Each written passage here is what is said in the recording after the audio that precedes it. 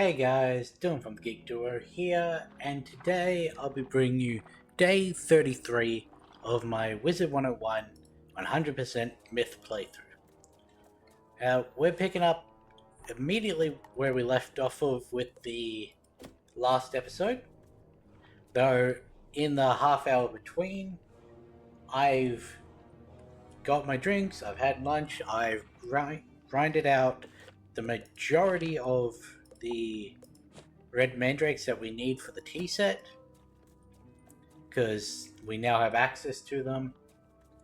And yeah, so let's just get this started. So I'm hoping to at least get through the portico. I don't think that's too big of an ask. We just bring up the quest tree to make sure. Yeah, that should be fine. Get rid of those. Because star's not an issue. Chuck that one back in.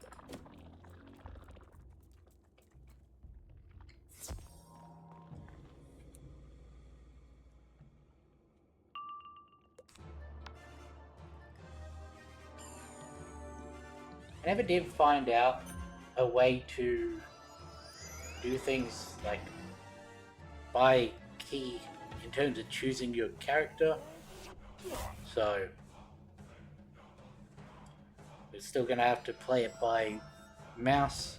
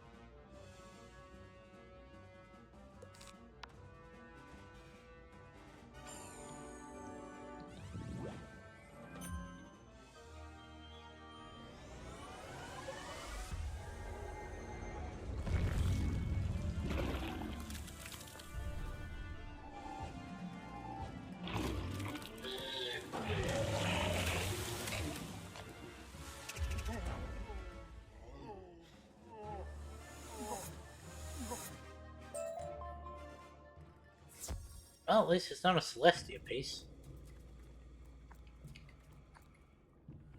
Have you noticed that I haven't been going intangible? Like, immediately after a battle, I'm ready for the next one. I don't know what's caused that.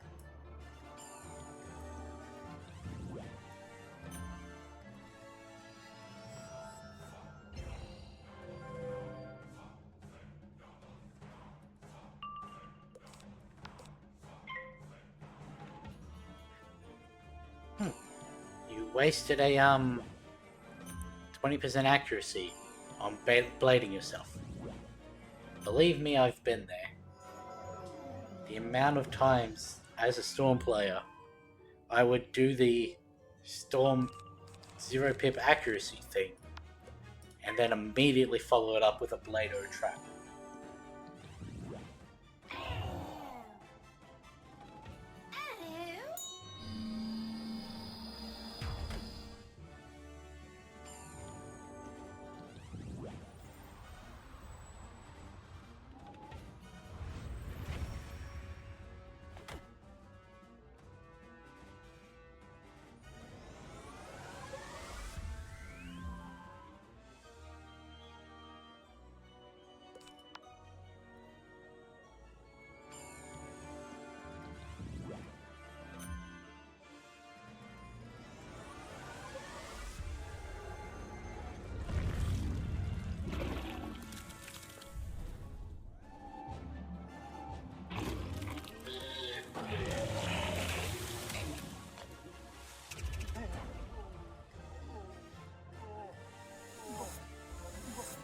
There we go, Leyland. And now to use the generator. Where's the generator? Is that off to the same side or is it off the other side? I think it might be off the other side.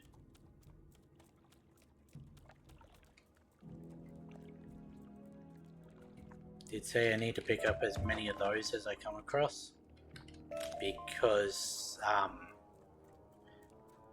we need to be able to transmute those into sandstone to then transmute the sandstone into the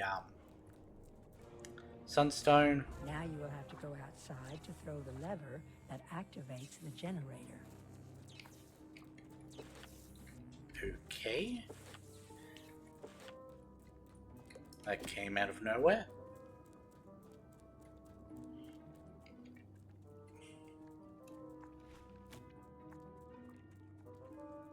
Let's see. Problem is, I've used up all my conversation topics for today.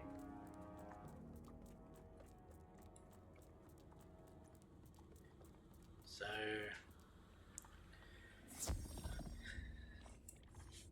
let's see.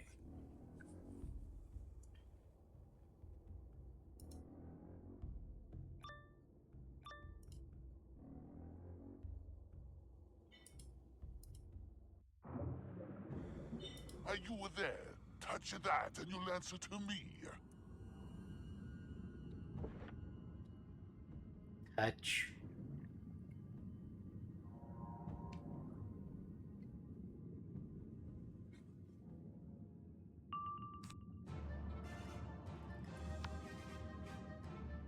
Do you think the reason they had us use the water breathing thing before going into the grotto is because Celestian water is different than Wizard City water? Or because Crab Alley is a side street, and so not everyone would have done it, and they'd be like, wait, how are we breathing underwater if we never dealt with the water breathing spell from Black? I'm inclined to think it's the latter, but I do like the idea of, oh, we went underwater, so it's different. It's a different world. It's different water. But that wouldn't really explain Zafari now, would it? Because we go underwater there, and they don't have any special like water breathing thing, from my memory.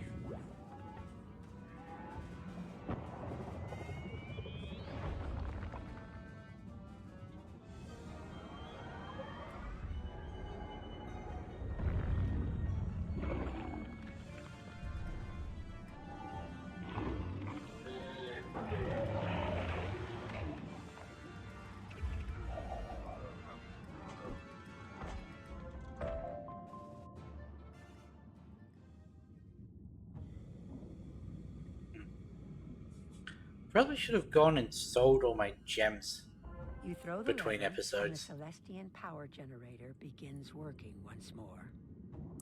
Wonder what Leland's got to say about that.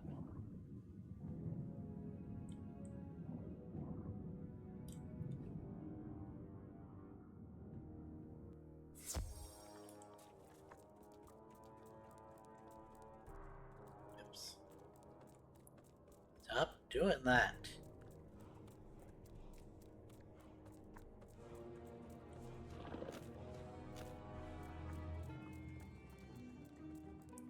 That. Huh. So those ghosts haven't respawned. Good to know.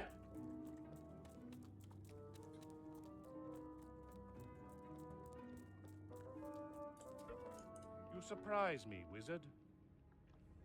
Oh, that was it. I'm impressed with what I've seen so far. Perhaps I've been unfair. Fresh start, then. As you know, we're trying to sort out a way through the portal leading to the Lunarium, the astral school of the moon. Yes, I am aware of The that. portal pieces were scattered throughout the area, and most were buried beneath the waves. Yes.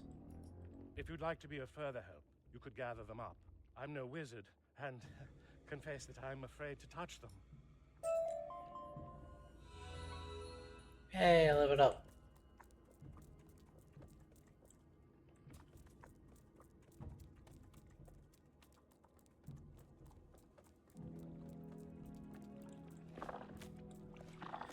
Hey, so I remember seeing one of them in there.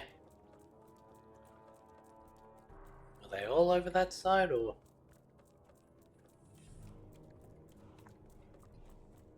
Also, this arrow seems to be pointing me a lot further than the generator one was. Yet they were before the generator. Oh, there's one right over here.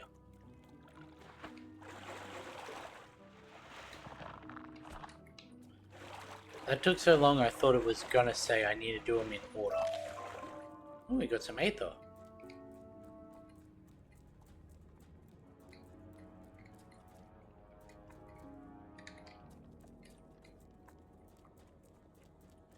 And the final piece...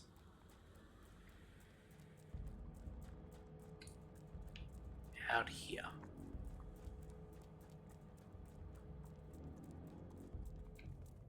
The ossuary. I just sworn there was one closer, but there's a secret trainer in here.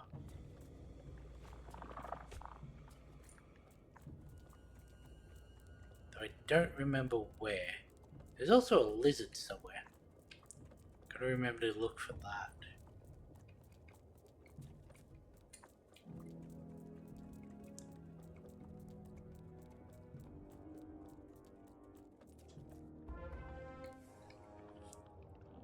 Yes, there's a polymorph trainer in here.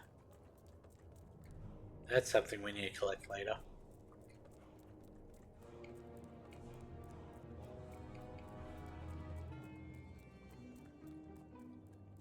Not gonna lie, if I really was this wizard, I'd treat this like Skyrim, where I'd just pick up every random thing I see, which might be useful later. Like that little, whatever that is on the ground. Be like, when the quest comes for it, I'm like, oh, you mean this thing?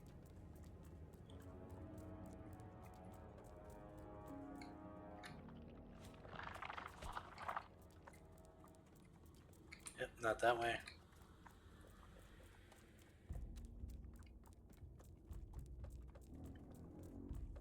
So, Leland.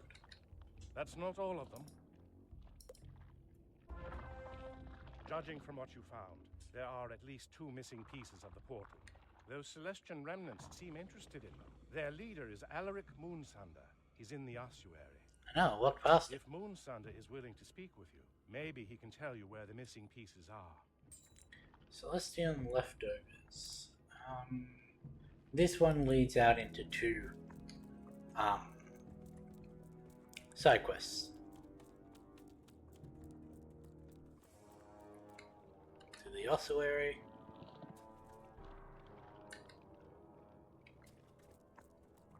To the ossuary.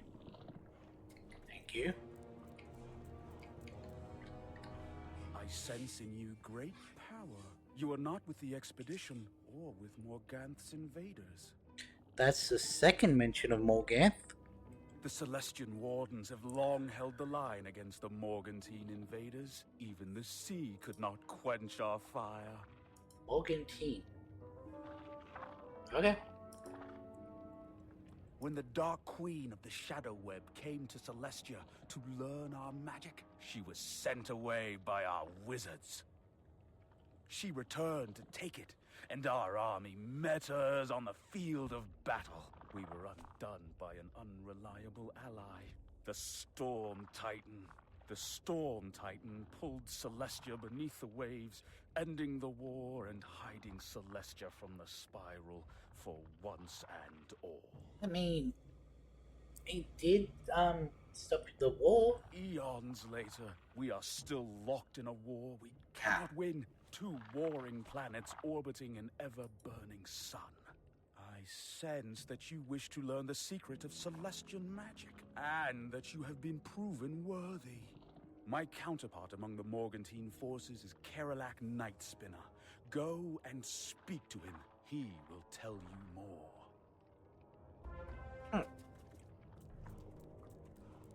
Okay. I'm gonna have to beat him in battle.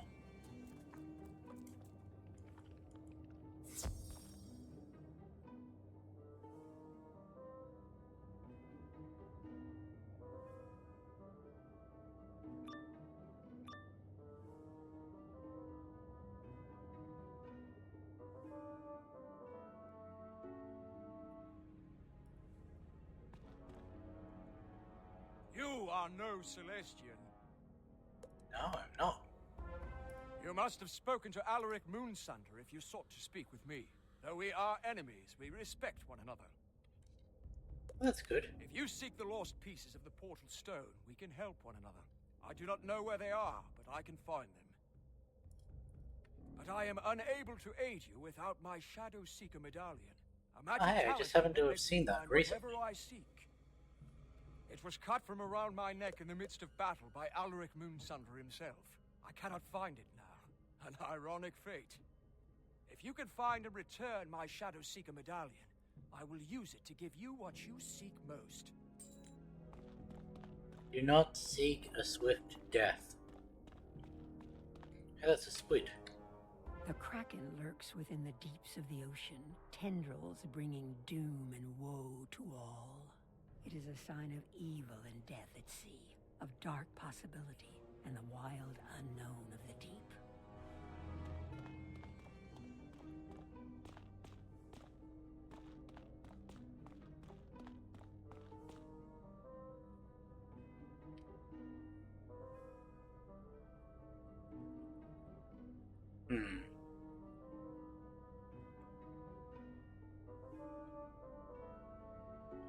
This is taking so long. Oh, shell.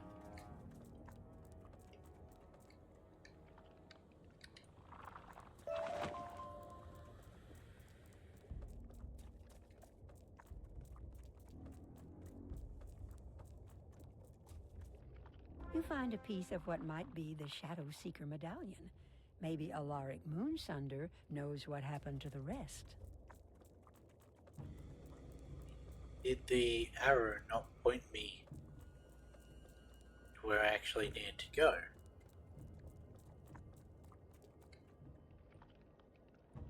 Ah, Kerelak's medallion. I remember in the savage dance of battle, striking with my blade and cutting it from his neck. He did not notice, but his men did. They scrambled for it as if it were gold, taking the pieces for themselves. I assumed they would return them to their master when the battle was done, but they are without honor. If you wish to recover Kerelak Nightspinner's Shadow Seeker medallion, you must claim the pieces from his men. You know, your outfit is really reminding me of Bo from the Netflix She-Ra. How he couldn't fire his weapon unless he had his midriff exposed.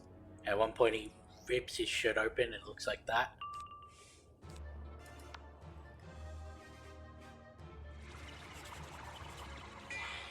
My brain is going to some really weird places today.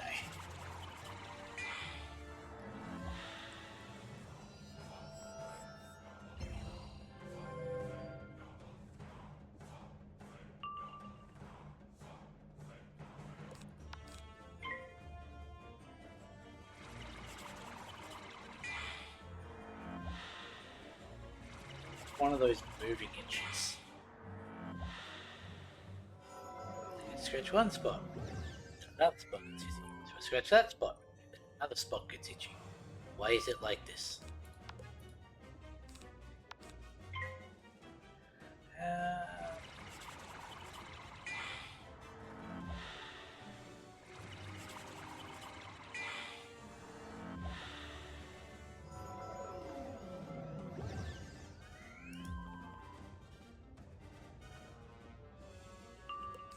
There we go.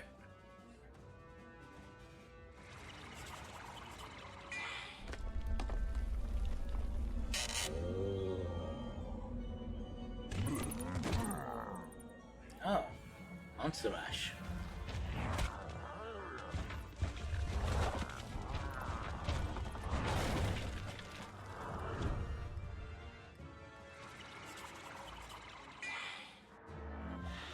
That didn't really do anything, really.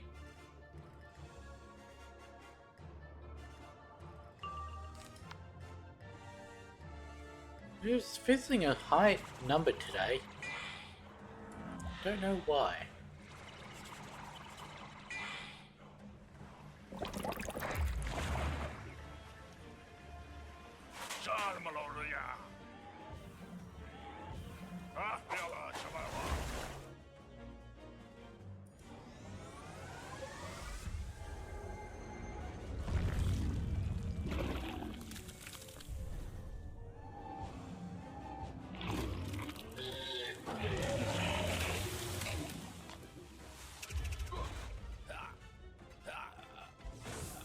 Need one more of the Shadow Whip mercenaries.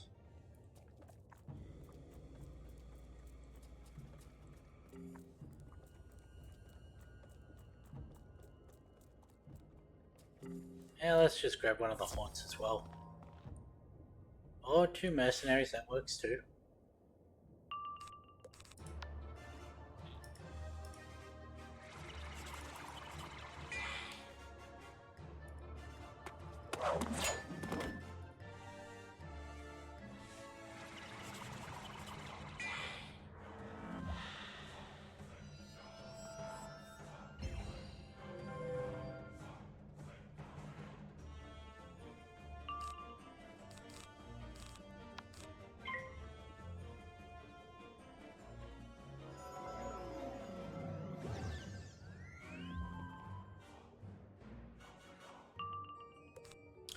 Why is it always 3?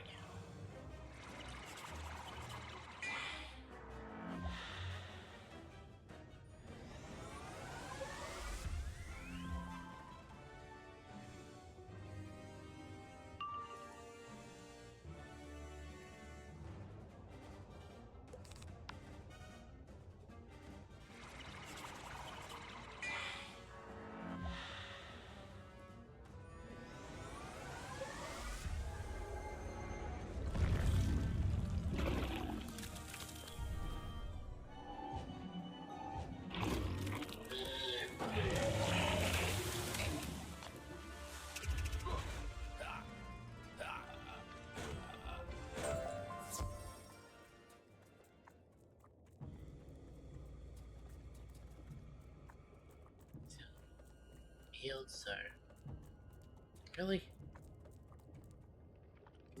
Here we go.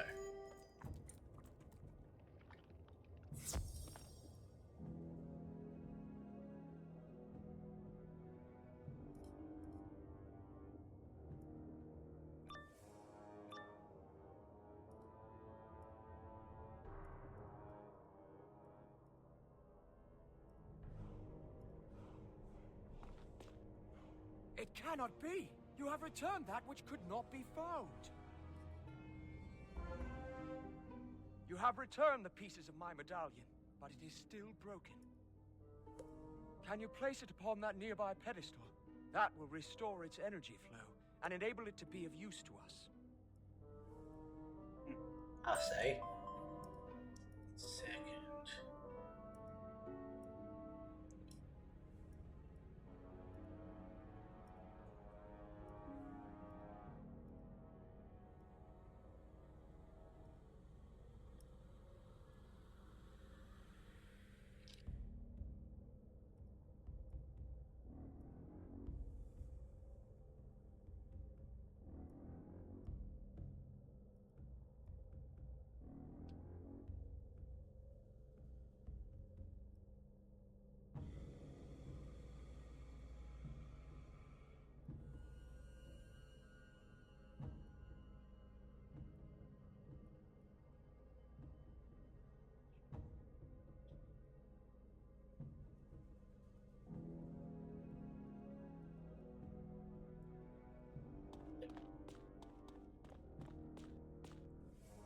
You have restored my Shadow Seeker medallion, and with it, my power is restored. You think you seek the missing portal pieces, but you are wrong. If you came to this sunken place, it must be in search of your doom. Did you really think I would put aside centuries of hate to help you? No. I fully expected to have to beat it out of you. Do I have any single hit spells that do better than... No. How much does Medusa do?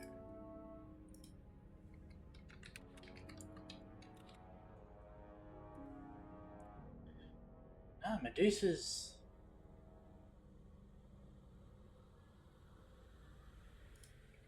only 700.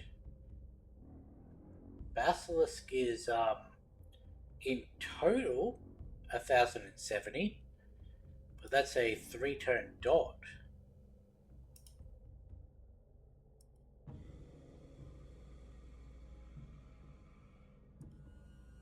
Oops, that's not the...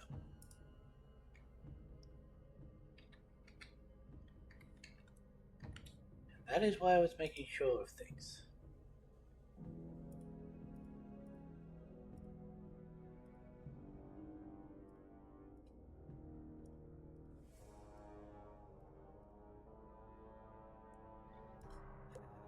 Yeah, screw it, we'll just go like that.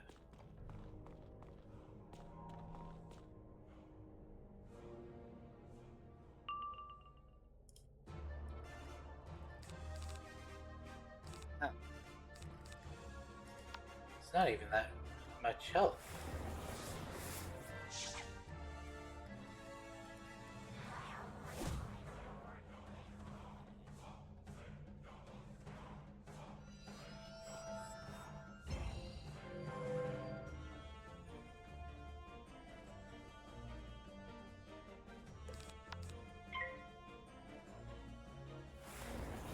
Well, I did ask earlier why it's always 3 power pips and a single pip. Now it's 2 power pips and 2 single pips.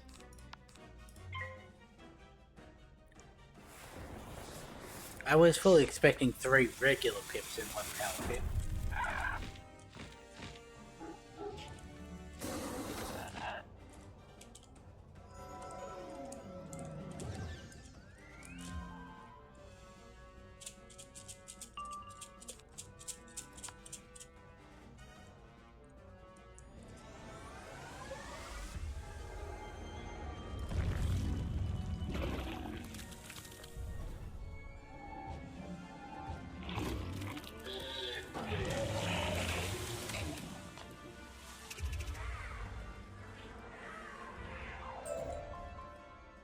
Mystic The irony Blade. is thick. You have given me what I sought most, my own destruction. When Karalak Nightspinner falls, he drops a piece of the Celestian portal. Of course he had one. Weren't we in search of 2 though?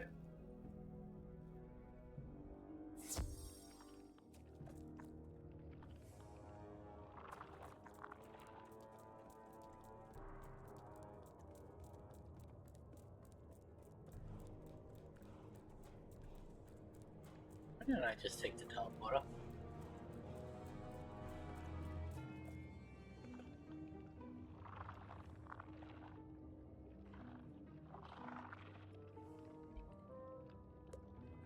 Okay, everything worked out, so now set it back to what it was.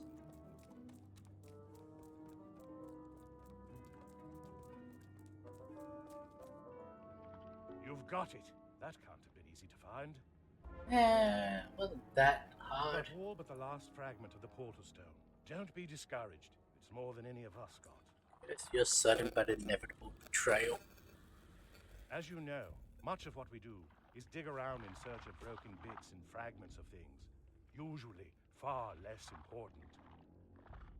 You've earned a rapport with the Morgantine soldiers trapped in this place. It's quite remarkable how you did that. Okay. I've spoken with one of them, a fellow named Vasek Shadowspite. Don't let the name fool you. He's quite friendly. Go and speak to him in Storm Riven Hall. He might be of help finding that last portal piece. Right. From everything we've pieced together, all of this calamity was provoked by the invasion of the Shadow Web forces. All we know about the Shadow Web is that the Celestians hated them, and that it sounds scary as all get out. We may be able to befriend the Celestian ghosts if we demonstrate we're no friends of the Shadow Web. To that end, can you go and defeat a number of Shadow Web conscripts, mercenaries, haunts, and wraiths? You should be able to find them all over this region.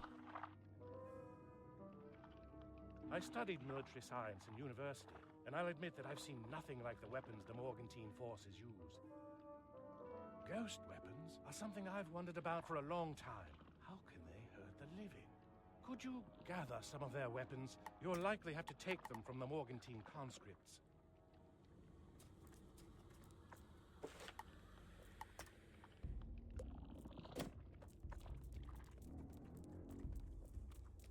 Battle Weaver. We have fought this war forever, and we are bound by forces of the darkest magic of the Shadow Web to continue to fight. I beg you to help me and my men. You do not belong to Morgant's army, but you are not Celestian either. We were commanded to never surrender to the Celestians, no matter how long the war lasted, no matter what happened. But you are no Celestian, and if we lose in battle to you, we will do so with our honor intact. My men would like to end our eternal struggle and do so like soldiers in battle. Can you defeat my men and send them home?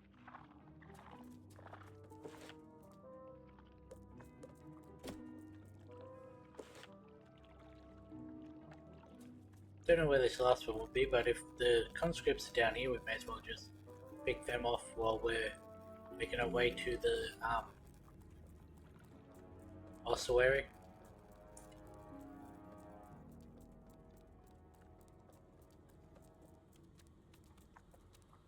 Before you ask, yes, I did just front blink in a way to work my memory.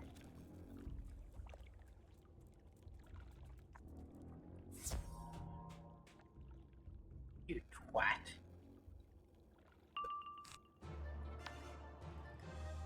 That sounds about right though, doesn't it?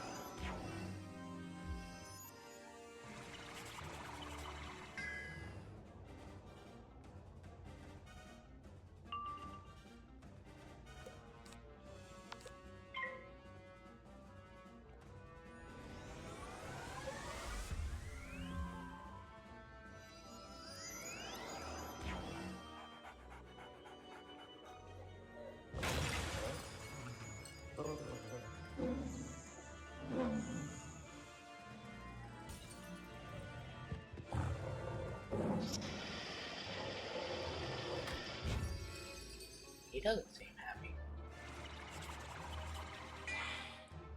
Guessing one of the dogs next door made a mean comment in their language. And Popo just had to defend his honor. That's the story I'm going with.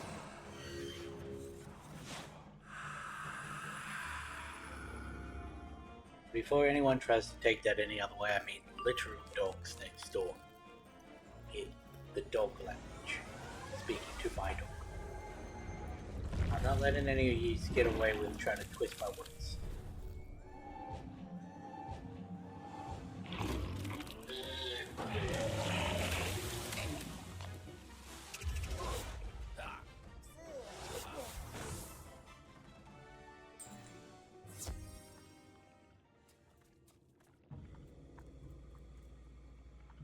Oh. Okay. That's a little better, I guess.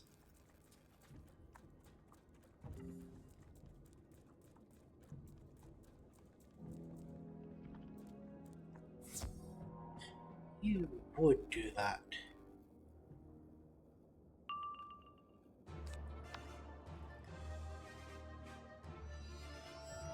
Why can't the game just be nice to me?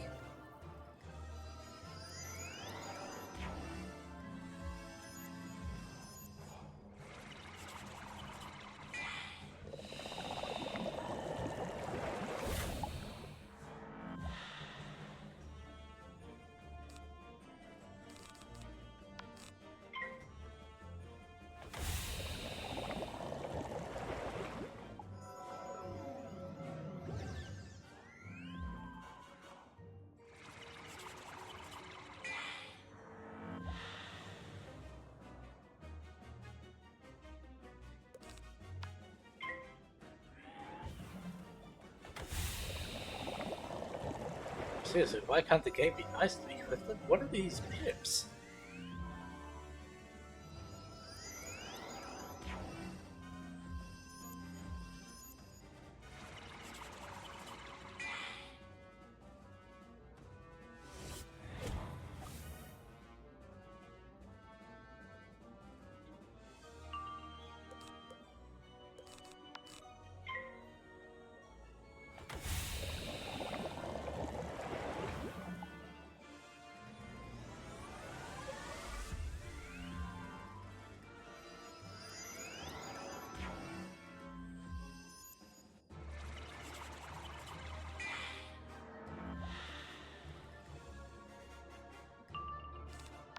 Finally. Watch, I'm gonna find in the ossuary there's a place that only has the constructs.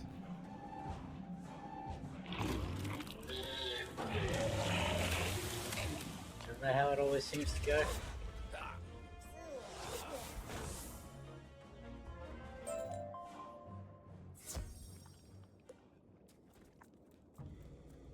Well, you know, I'm gonna get a run like this where there's multiple in a line.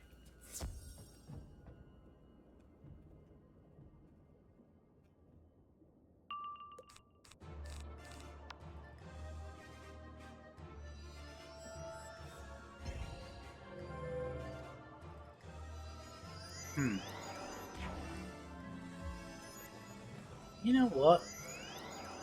Maybe I should just switch the Humunga Frog out. I get 7 pips, a lot more than I get 8 pips. And considering it's a range, or guaranteed, basically top end.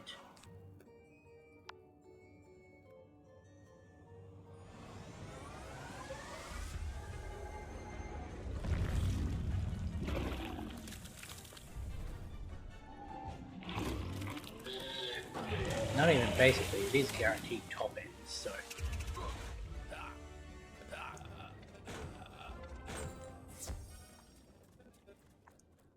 Okay, so we got that.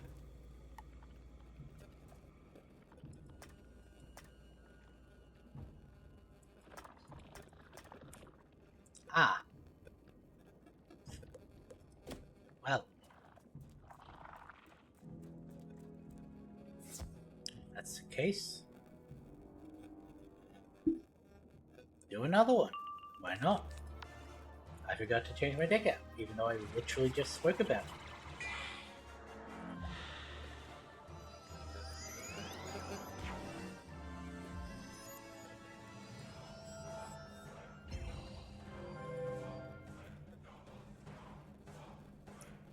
I blame the fact that I've been live for 4 hours, 10 minutes. It definitely wasn't like this in the first session today. Definitely not. In which I had no excuse.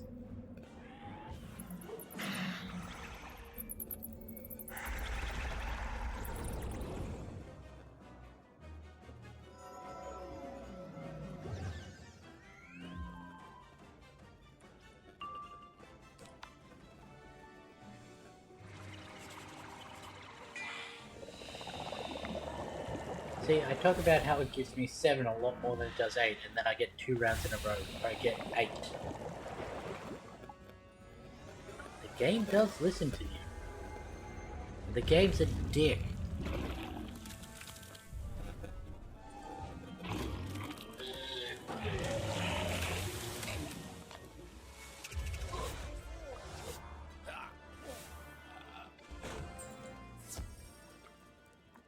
Okay. Now, take that out. Northrus back in. Add in Gargantuan.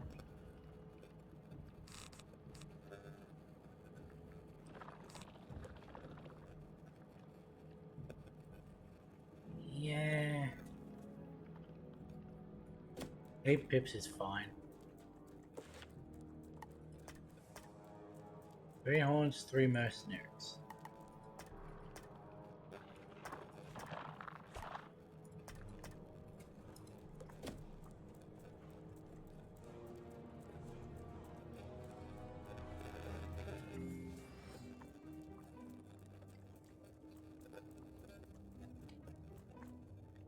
You have proven your worth in battle, but can you use your magic in the name of peace? Eons ago, Celestia did battle with powerful forces of evil. We won, but barely, imprisoning rather than destroying. Our enemies were bound and imprisoned within the Hippodrome pylons, and now those old bindings are coming loose. If they fall, the evil bound within will run free and unfettered to do great mischief throughout the spiral. Well, maybe you should kill them. We have need of a powerful wizard to summon and defeat those within, to ensure that they do not escape. Can you do that thing?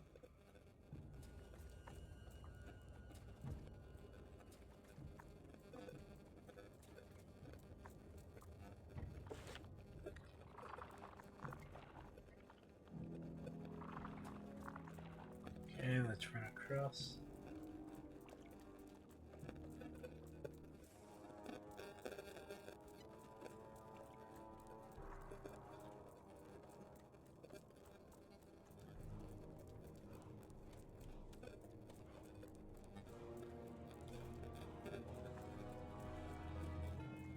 Oops. You focus on the pylon, but it doesn't seem to be working. And back we go. Should I have marked that? Probably, but oh well.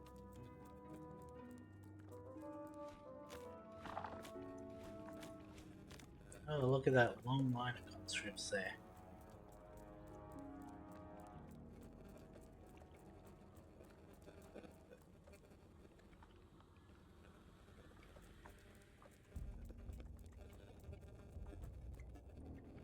It is as I feared. The evil forces within are drawing from their bindings, and can resist being summoned. There is little choice but to draw magical energy from the Morgantine ghosts who roam this. If you defeat them in battle, their spectral energy will cling to you, cloaking your life force. If you are charged with enough of it, you will appear to them as if you are a ghost. Return to me when you have And there's the fourth one with the mercenaries. Morgantine ghosts, and are cloaked in their spectral energy.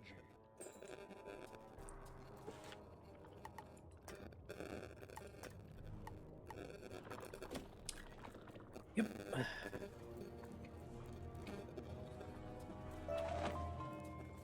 Now what we want to do is try to find a way to guarantee we get mercenaries and haunts in the same one.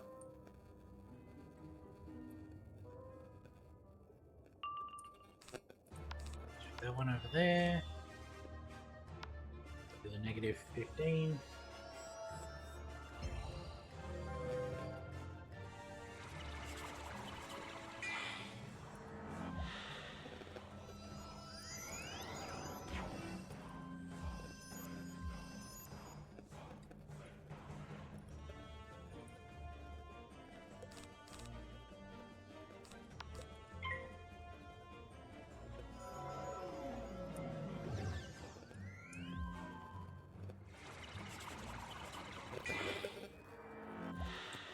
So,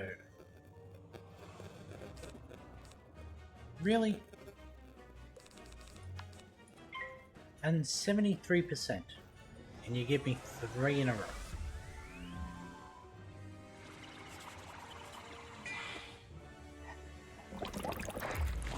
I mean, I guess it is what they say. If it's not 100%, it's 50%.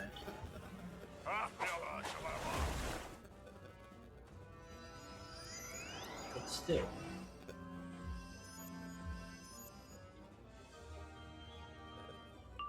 There we go.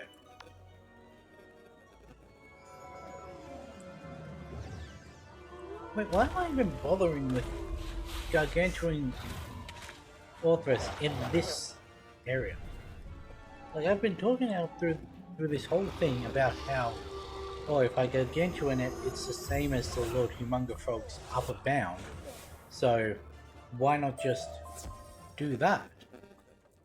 Never mind the fact that Orthrus on his own, even without the blades, because of my base damage increase, not speed, because of that, would be well more than enough.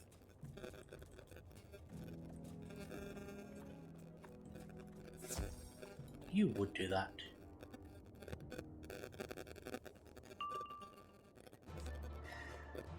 Like, that plus 75%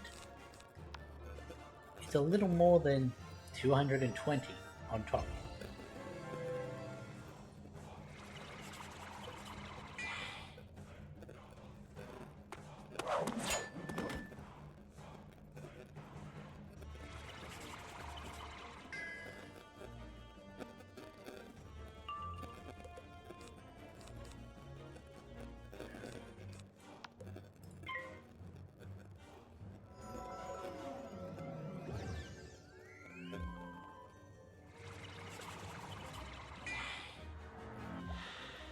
It'd be what, 175 off of 700 on top.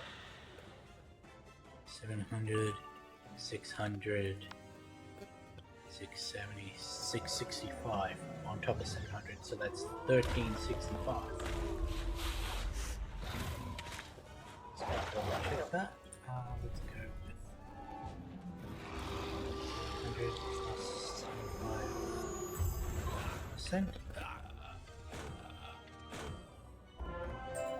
Oh right, I forgot to take the... I took away from the end piece, but I didn't take away from the hundreds. So it's 1275. But still, that without the blade is more than enough for the anything that we're facing. I need 2 haunts on their own.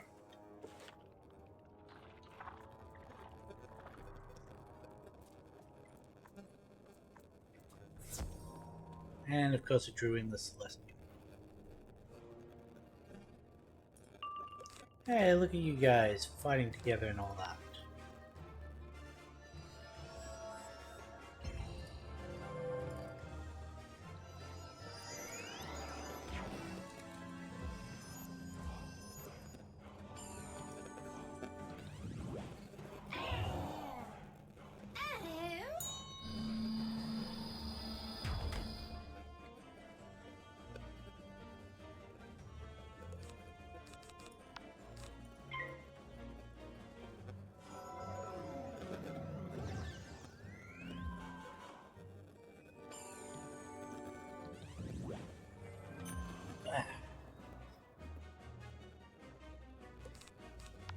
Okay, we'll add in another one.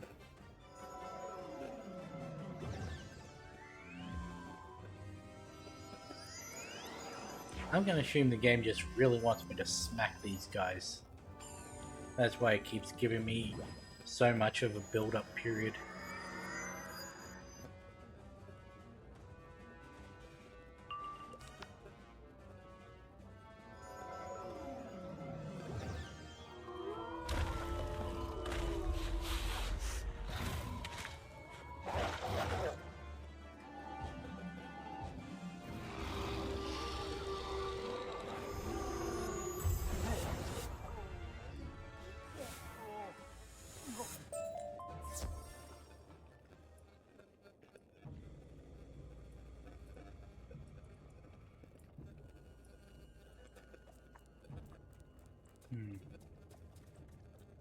And we run it back.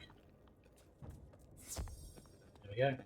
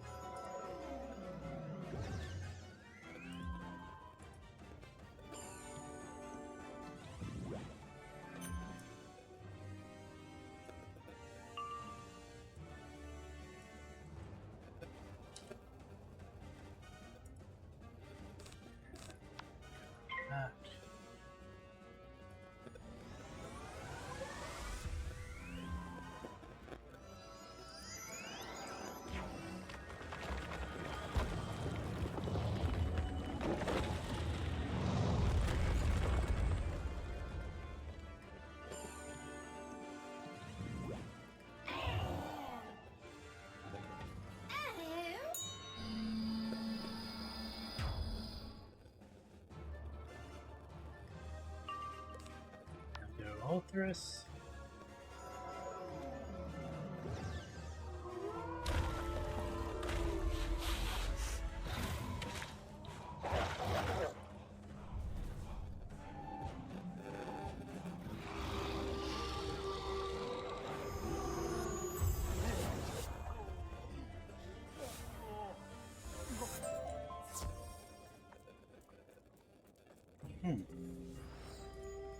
The Celestian Tempest journeys, eh?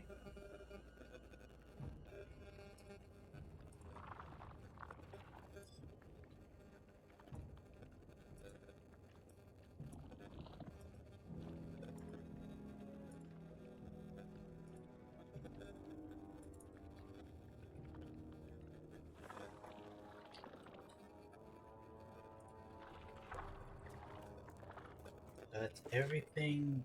Yes, Leland, Zeeth, and Vendel.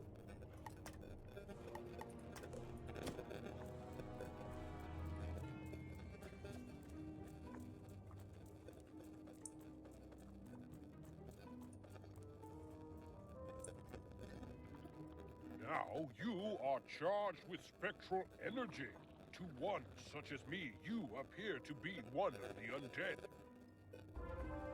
It will not be enough that you appear as one of the unliving. You must be masked in a veil of power. Go to Storm Riven and invoke the head of the Kraken within it. That artifact is charged with the Storm Titan's power. It will blend with the spectral energy surrounding you and make you appear as an avatar of the Storm Titan. If you do this thing, the evil forces within the pylons will not resist your summons. Aha. Why do I get the feeling to not trust you?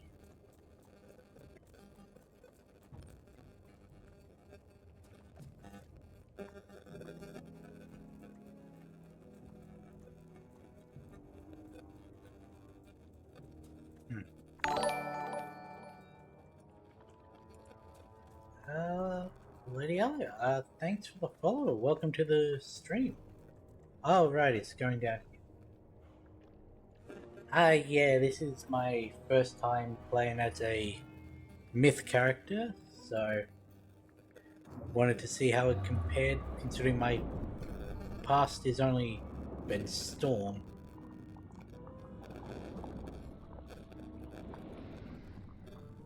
I'm assuming you're also a wizard player?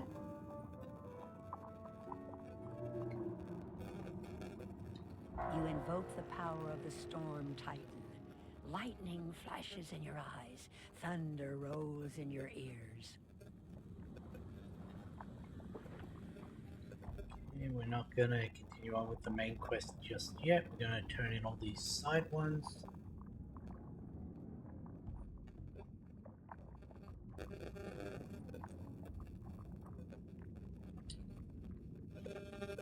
Oh, nice. Yeah, I haven't quite been playing that long, but I've been playing for a long time. Well, on and off for a long time.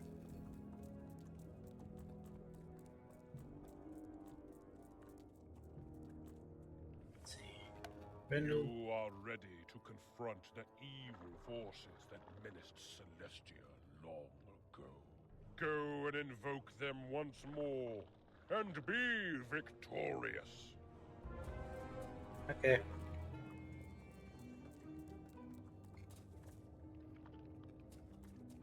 Let's first hand in all of the ones to Leland.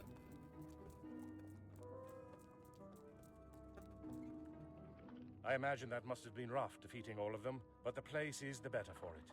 You Not have really. done well, and hopefully brought a semblance of peace to these sunken walls.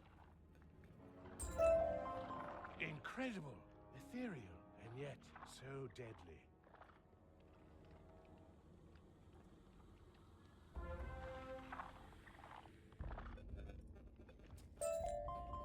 There we go. Now we've got Zeeth. They did not go to their final resting places? Something is very wrong. I know what is keeping us bound here. It is our leader, Aractus Duskweb.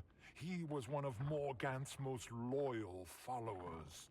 While Duskweb is around, we cannot escape to the peaceful rest we have deserved for so long. He knows this, and knows what we would do to release ourselves from the curse he has us suffer.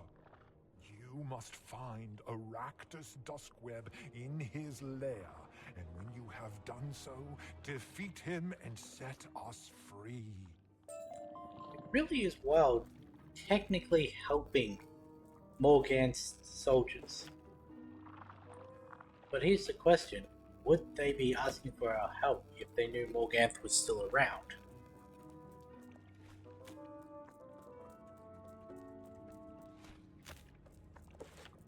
Let's go to the pylon.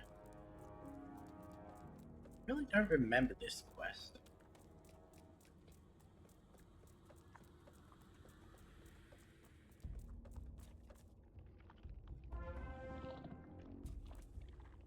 Really, that was it?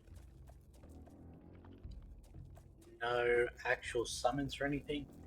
I was promised a battle. Now I'll back to the ossuary.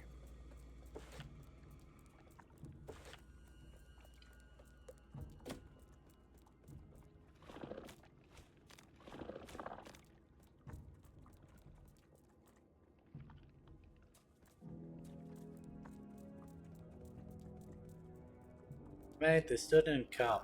There are 5 pylons now. It is worse than I imagined. The evil has been compounded. Oh, those pylons were there when I got here. You may summon the forces within at your leisure. May you send them back whence they came.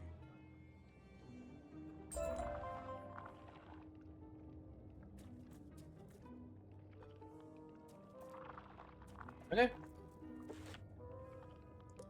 no actual quest to fight them or anything. I'm fine with that. I'm going to assume they act as like bonus bosses, maybe. Or maybe there's just nothing to do with them.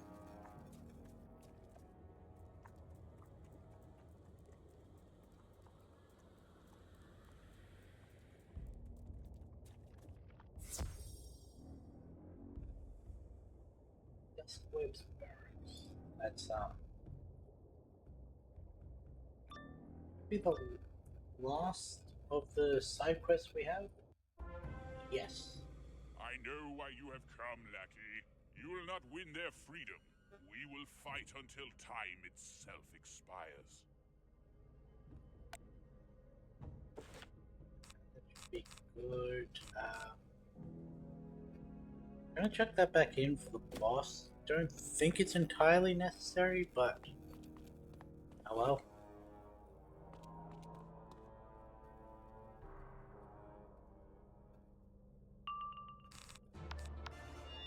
Clear up the deck. Yeah, no, that really wasn't necessary.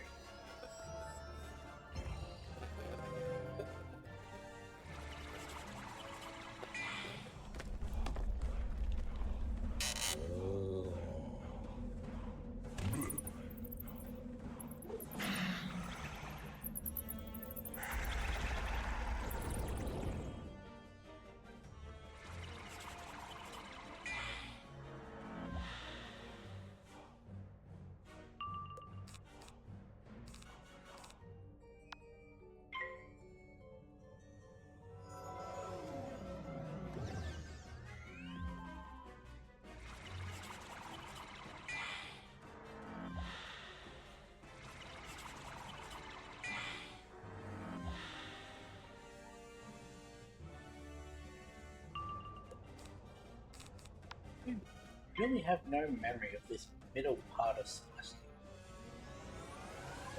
Like, I remember from the Portico onwards, I remembered. Well, actually, it's entirely Storm River that I had no memory of. Because I remembered up to and including the floating lands, so.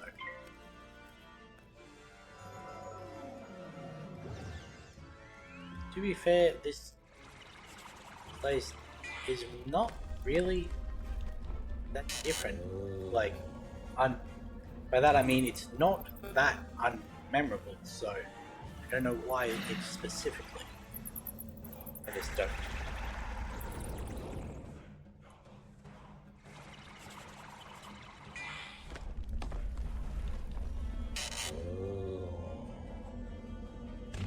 Oh, Monster Mash, okay.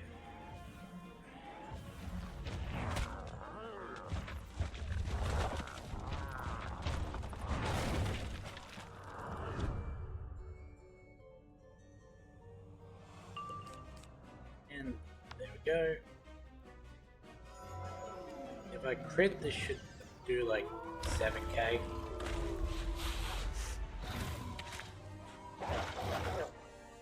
Hey, cool. Did I do it on the boss or just splat?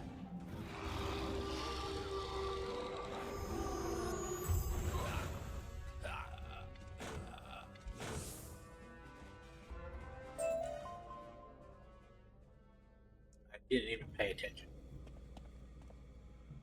Okay.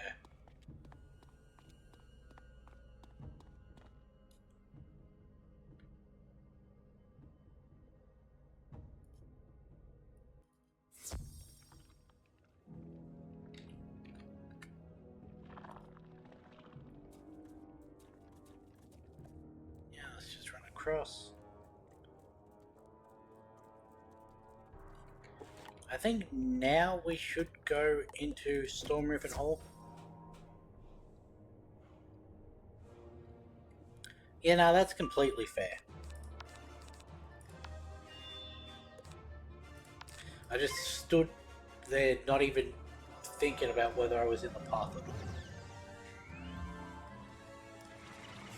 That is completely fair for me to have been pulled into here.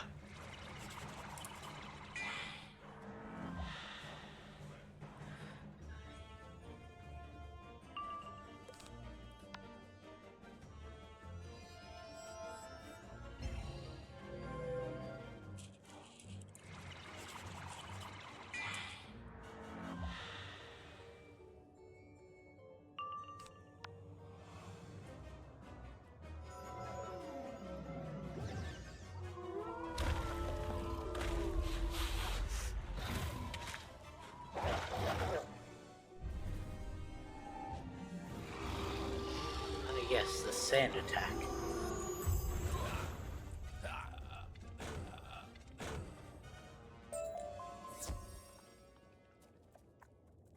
Okay, anyway, storm room.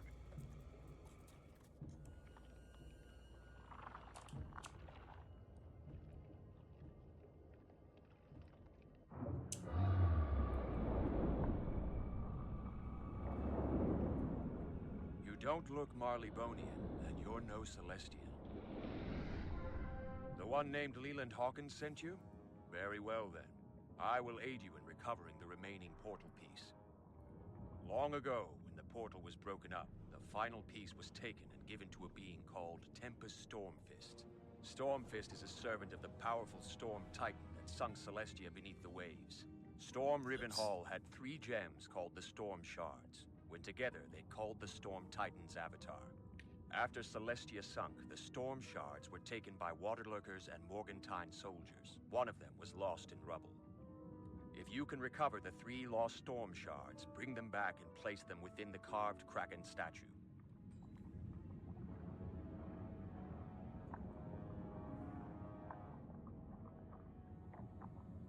Is there any, like, healing down here?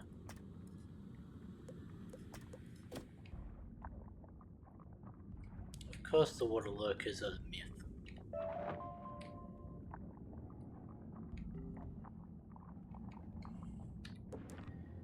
Okay. If that's the case, then could go like that. Just have one less card in the deck.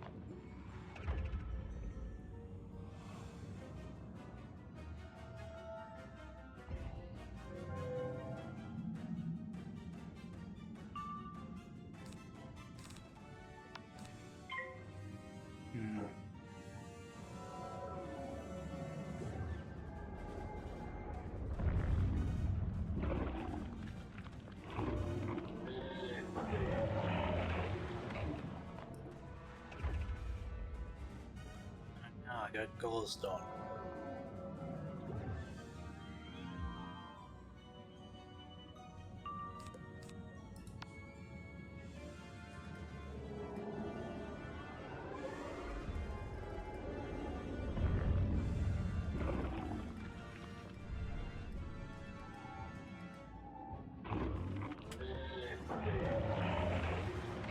Need to straighten my back up a little.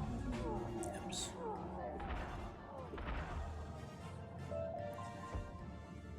Of course I didn't collect it. Why would I collect it?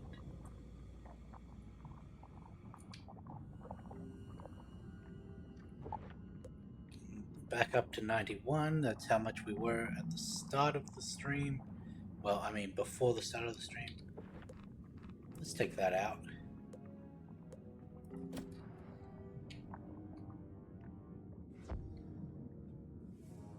Really don't need it against these guys, so...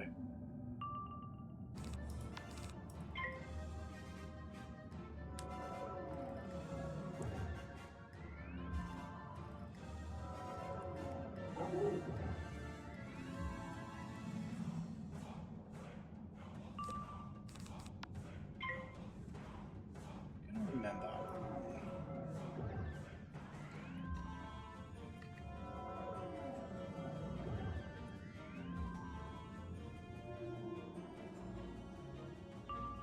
So after we do this quest, there are two, well, there's a 2-part side quest.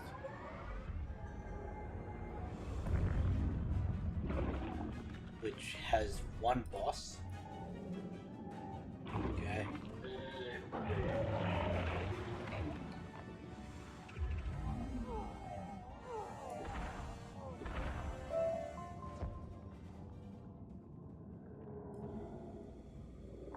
Yeah, we got that one.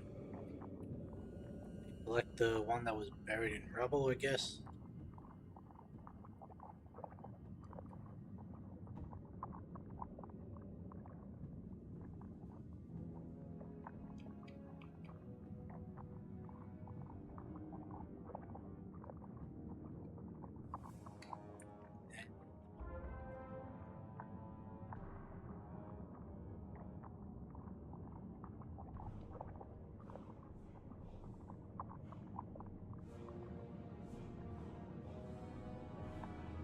This thing really is creepy as it swims.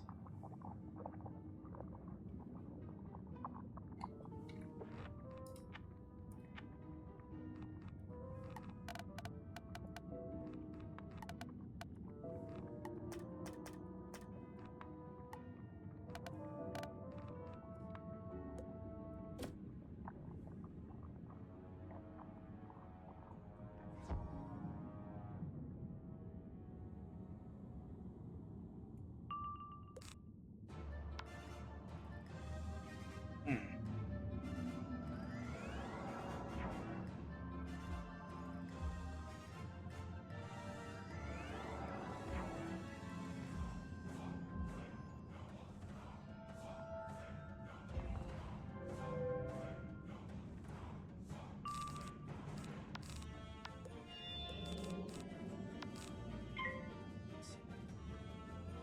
So in, what was it? 3 levels? We're going to be doing Poseidon. In which case we will get another 18% power level, which will take us up from 73 to 91%.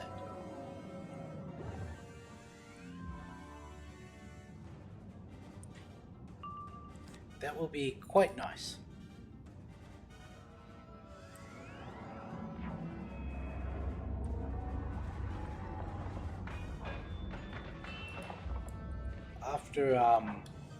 After Poseidon, I think it's Darkmoor, because if I remember, Hades' gear isn't that good.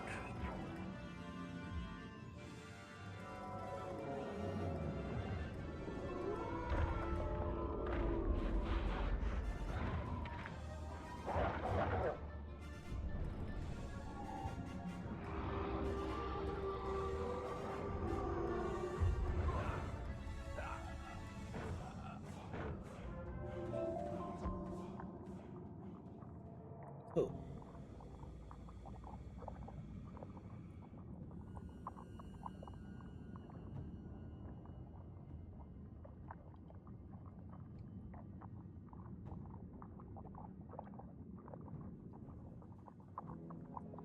All the way back over here.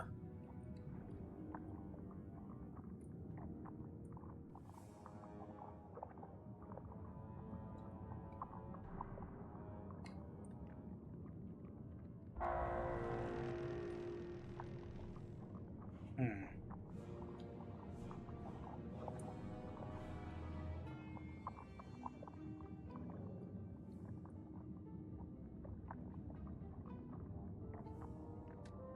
Very impressive. It's good we never fought one another. Heh.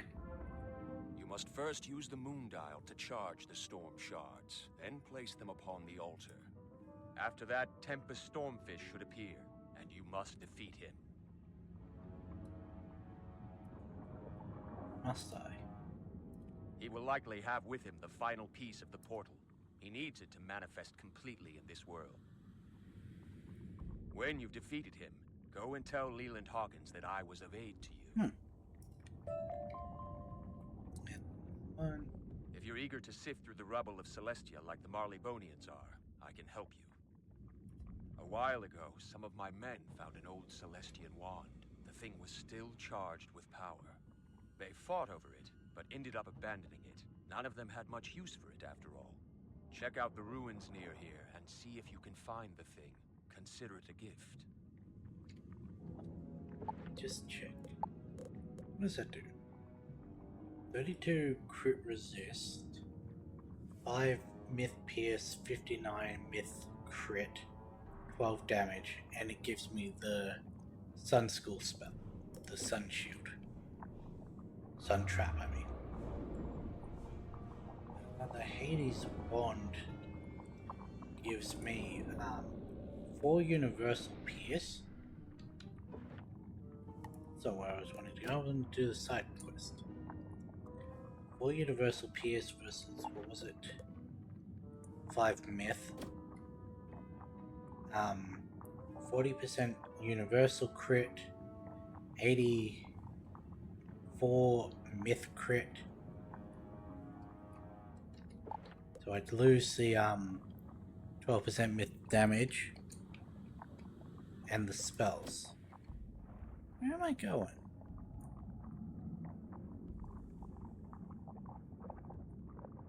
The ground looks disturbed in this area, as if something was buried here and has been recently removed. Huh. Okay. But yeah, so there's no point in getting the Hades wand.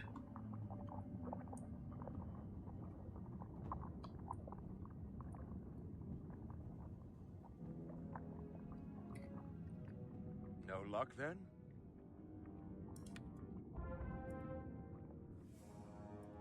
I apologize for wasting your time. If the staff wasn't in the ruins, there's only one place it could be, the Cave of Night. It's a bit dangerous, though. A lot of those strange wingfish lurk around the cave, and they're rougher than they seem. I'm sure if the Celestian staff wasn't in the ruins, it'll be in that cave. Hmm.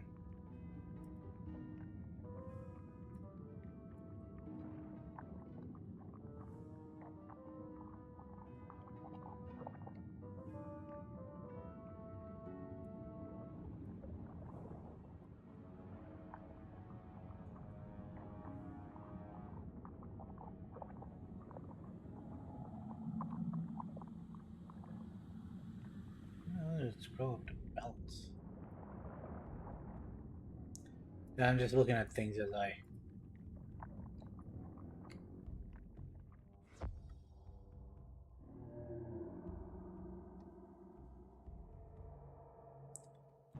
I mean, in a sense, that's better.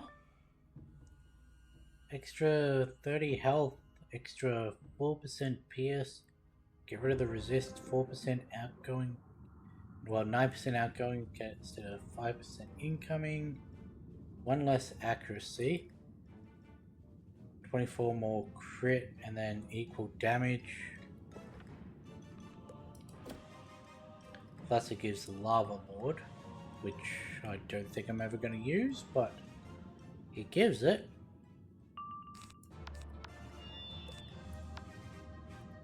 The helms.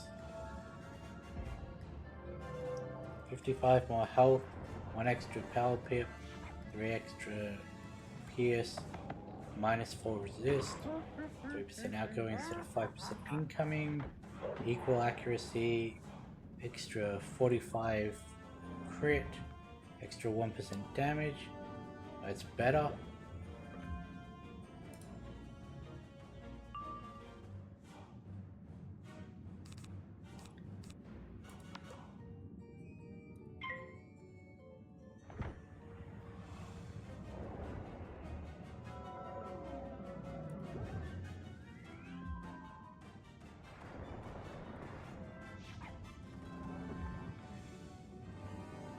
I'm not even gonna look at the Waterworks upgrade because they're just worse. And then the boots, extra 40 health, extra 2% power pip, extra 7% pierce, -2% resist, -34 crit block. That's gonna hurt. 7% outgoing instead of 5% incoming. Extra 1 accuracy. Why did I do that? I got so distracted I wasn't even paying attention to what I was doing. Deals extra 1 accuracy, extra 128 myth crit resist, and extra 3%. What was it?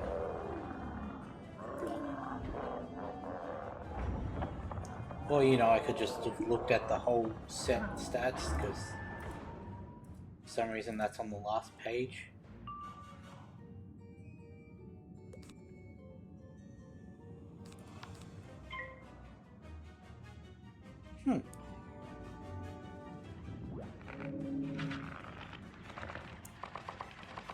Technically,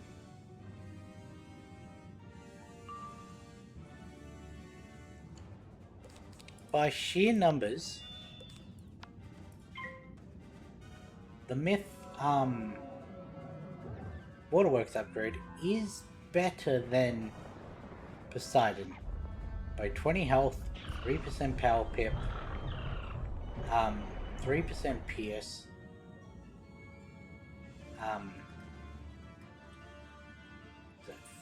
48% crit block,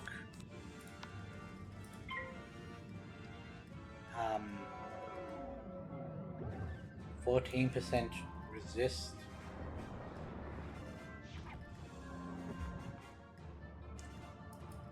40 just base critical.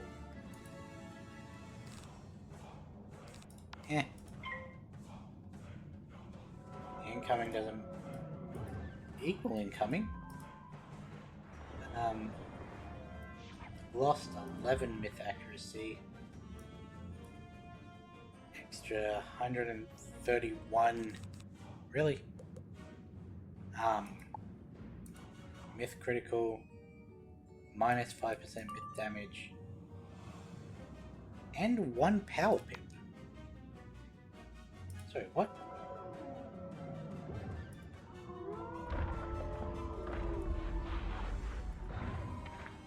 What the hell is that getting on?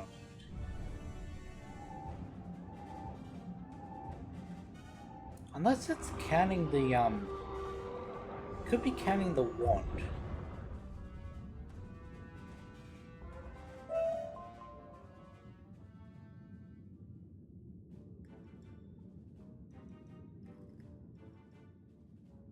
Yeah, maybe counting the wand, in which case all of that stats is questionable.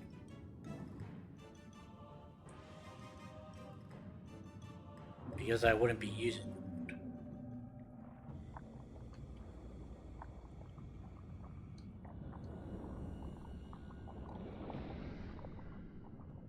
I mean, the Hades set is better. It just gets immediately overshadowed in 10 levels by Darkmoor. You found the staff? Good. You've earned it.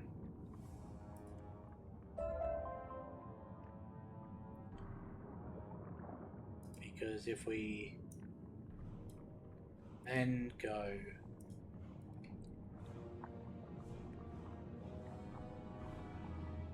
grab the healing.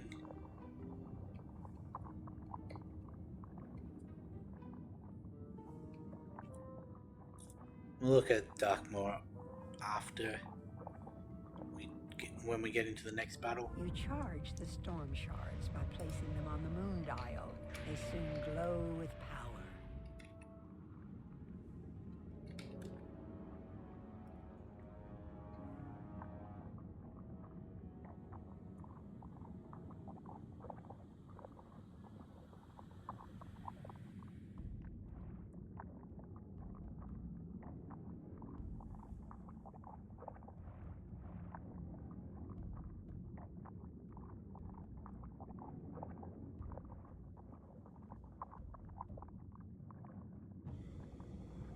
Okay.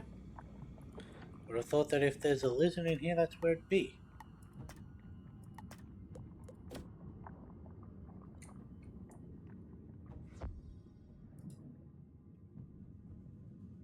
Alright, Darkmoor has the 3-tier.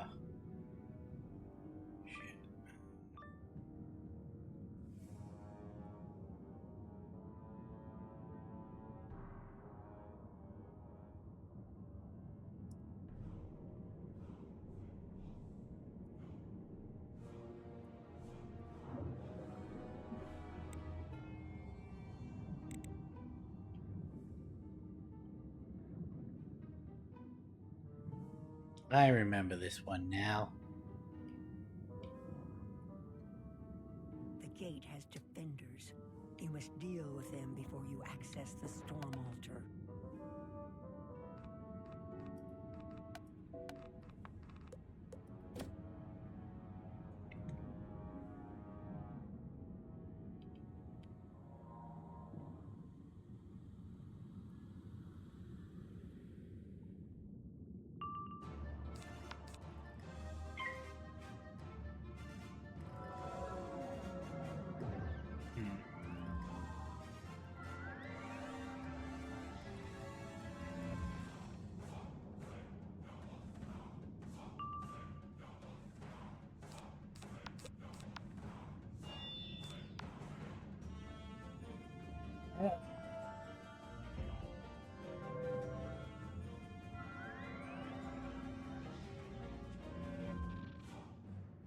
Okay. So I'll probably will go for the Hades gear.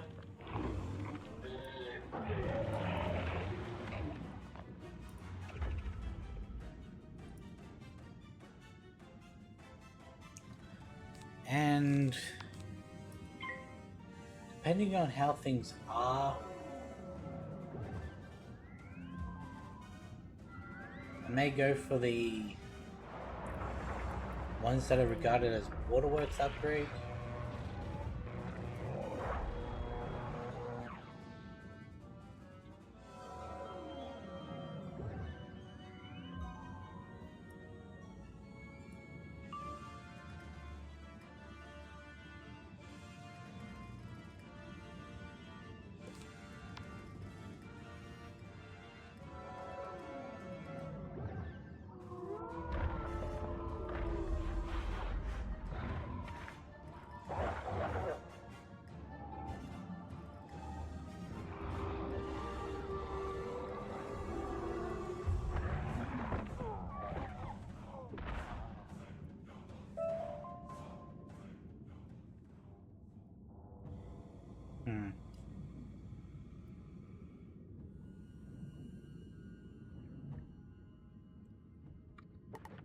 Okay, let's get rid of that. Check that one back in so I don't have to change my deck before the boss and probably forget.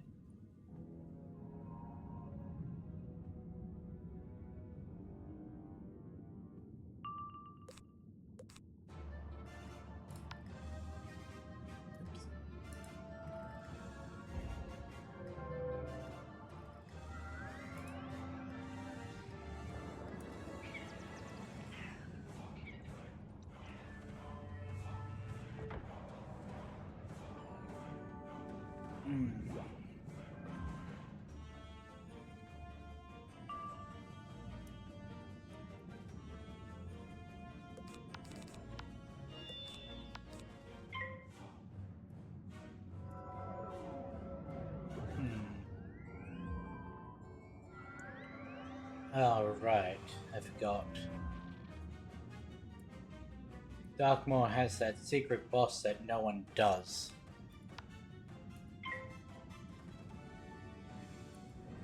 The Aphrodite 2 drops the ring. The amulet comes from the gold chest, which I think needs key. Also,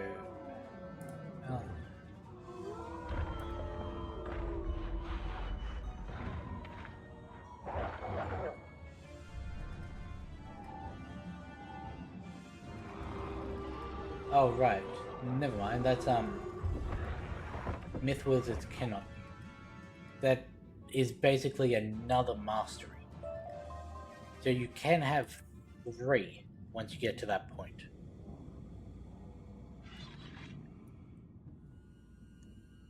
You fit the storm shards into the altar. Electricity starts to build and Who dare summon the avatar of the Storm Lord? I will destroy you for this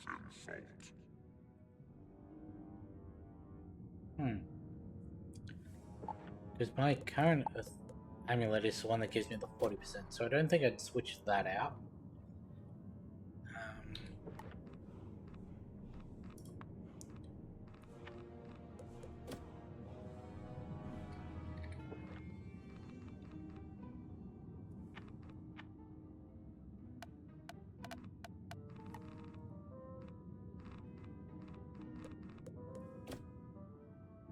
Up, up, up, up.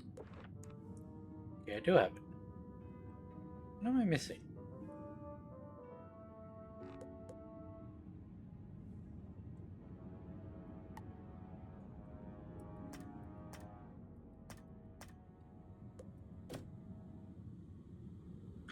Alright, the thingo.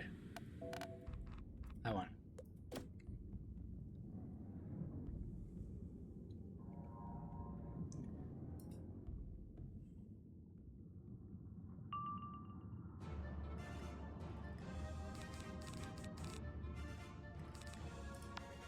Yeah, so I wouldn't worry about the amulet at Darkmoor. The Athame. Let's look at this. Ring. 17% power pip chance. The Thane. 16%. Did he just tempest me? No, wait, I came in here with low health. Never mind. Thought that did massive damage. What was it? So 17, 16, it's 33.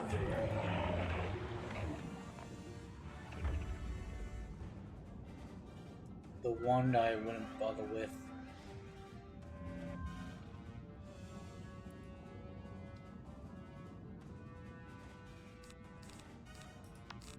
What were they? 16 and 17, so 33 plus 8 is 41. Plus 9, so 50. Plus 10, 60. So, by getting the full Darkmoor stuff, top tier, I would have plus 60% power pick chance.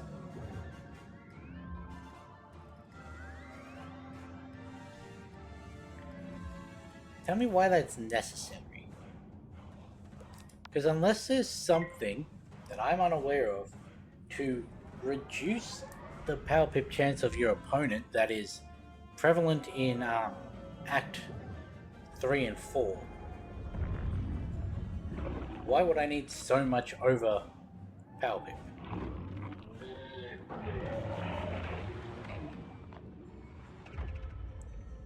I might be in trouble here. Never mind, he passed.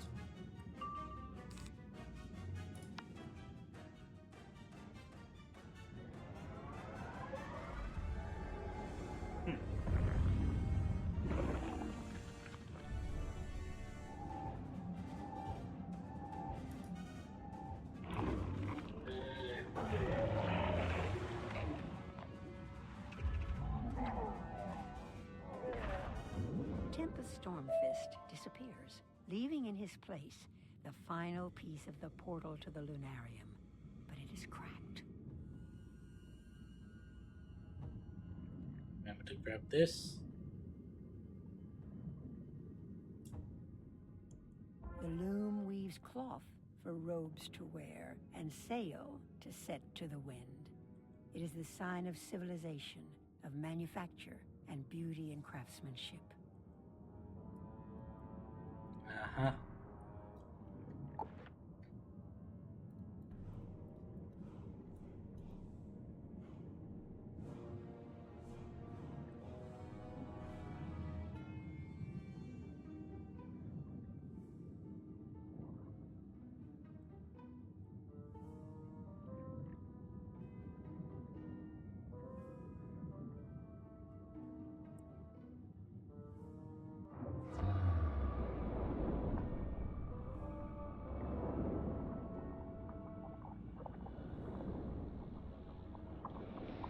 Back up to Leland.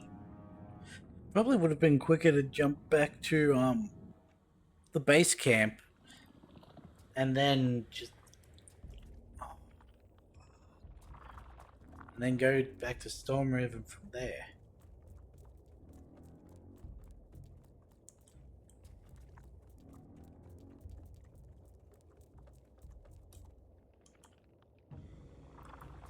You wanna know what's funny about what just happened with my shoulder? It had You nothing to have do with done the it. fact that I was leaning I on like that. feel the binding that keeps us in this place has released.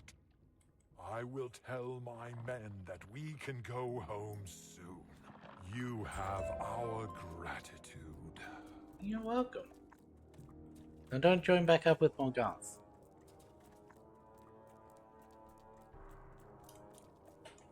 You've recovered it, but something doesn't look right.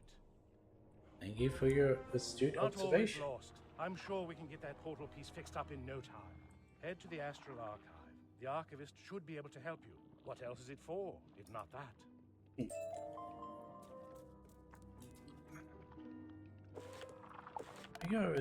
How many do we need?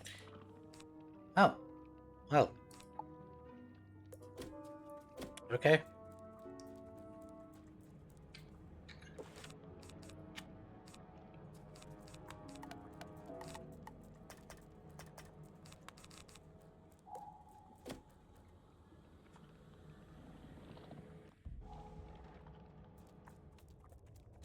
Going to take a quick stop into the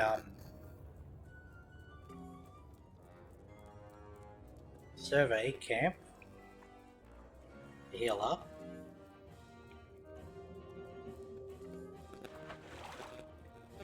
Because as I said earlier, that is the closest place with a bunch of healing wisps.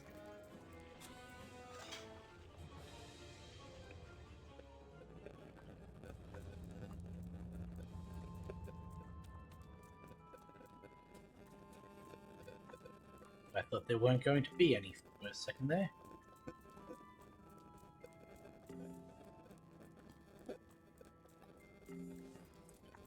I forgot the lizard. Back to Storm River we go.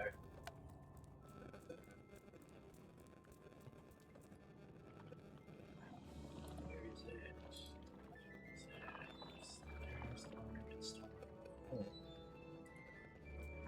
Again, it's in the one place we didn't go.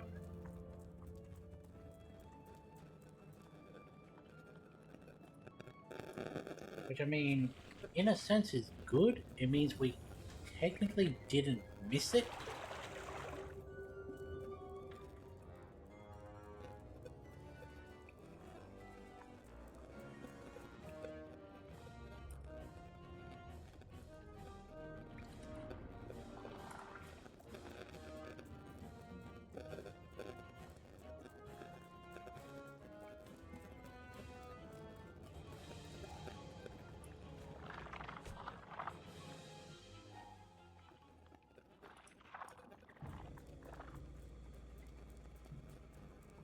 I just wish it wasn't such a trek from the teleporter over there. I thought they added more teleporters to make this easier.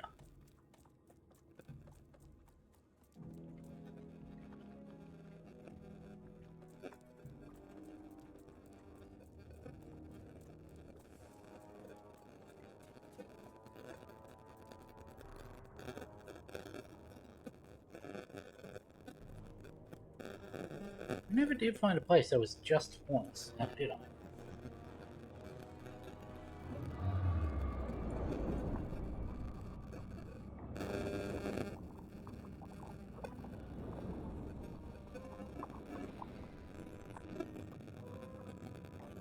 So the lizard's all the way back here.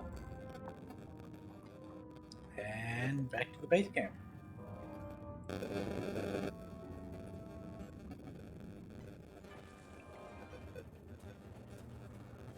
Why is there someone in my room?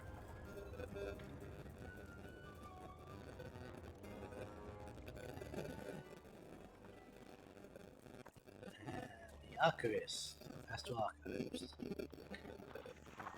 I forgot I still had my marker here.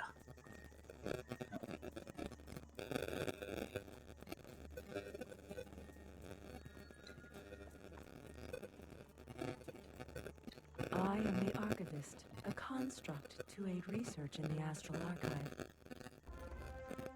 I sense the presence of a damaged section of the Lunarium Portal Stone. If you wish to restore it to full function, please follow these steps. First, place it on the Preceptor of Contemplation to study its current condition. Second, consult the preceptor of contrivance to determine the method of repair. Third, place it in the preceptor of confirmation to restore it to its original condition. Finally, repeat the following incantation to align it with the remaining pieces of the Lunarium portal stone. The Archivist teaches you an incantation in the ancient Celestian language. Those rings, do you think they're just circling around like that, or do you think they're actually independently rotating?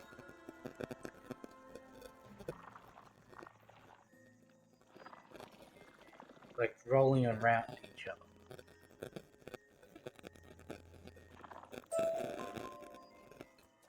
Like, I mean, visually as an asset, it's just rotating like that. But do you think it was built like that, or are they rolling against each other, like in universe?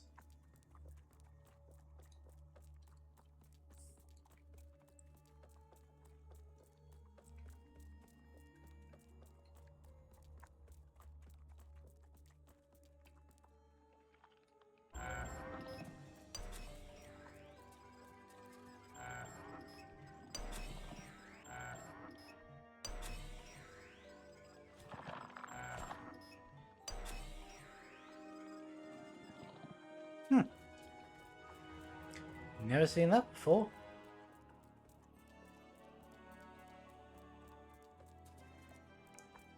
The contrivance is on the other side, isn't it?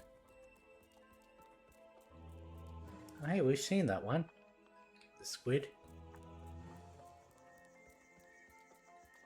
Or kraken, as it says.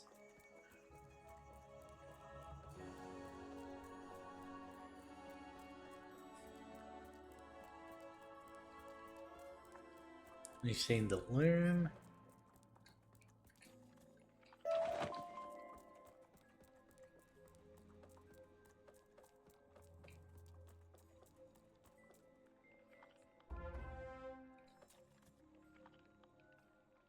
Okay, so that one doesn't have its own unique thing. And what, back across again?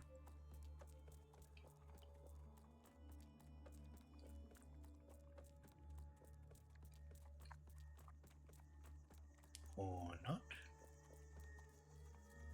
Where are you taking me? Huh. One we haven't interacted with yet. You say the words of the incantation, and the portal stone gleams as if filled with moonlight.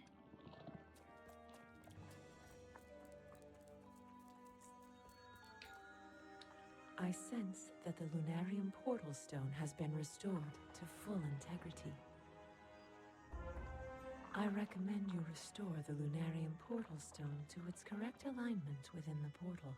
To do so, exit the Astral Archive and proceed in an orderly fashion to the area currently designated Celestia Base Camp.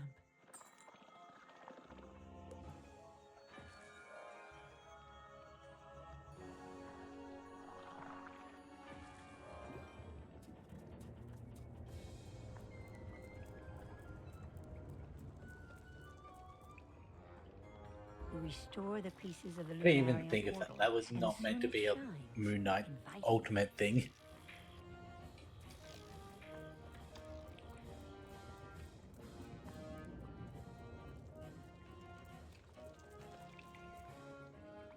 That's a welcome sight to see.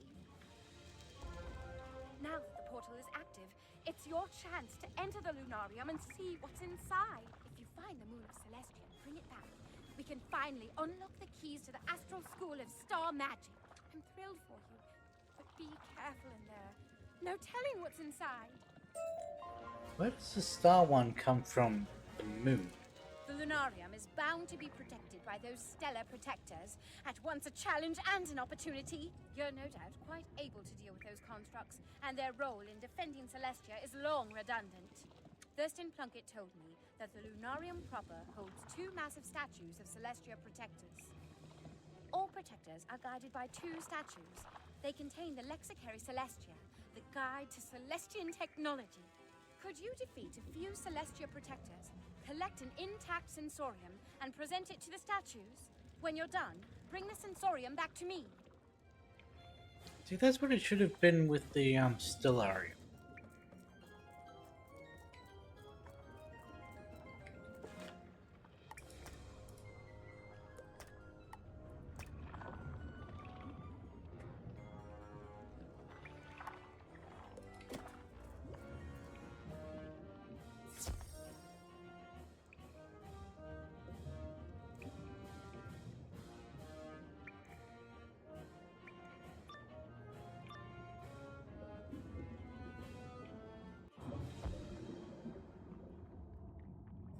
Something terrible happened here.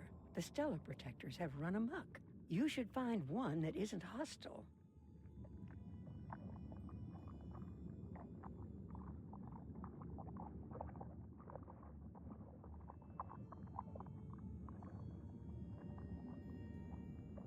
Why'd you direct me around that way? The Stellar Protector's power mode has been removed, and a binding incantation. You can start by charging the Protector, by restoring its power mode. So yeah, this is where you come to grind pearls. You pretty much just check out each of these 4 downward areas and then leave, and then come back in, check the 4 of them, and then leave.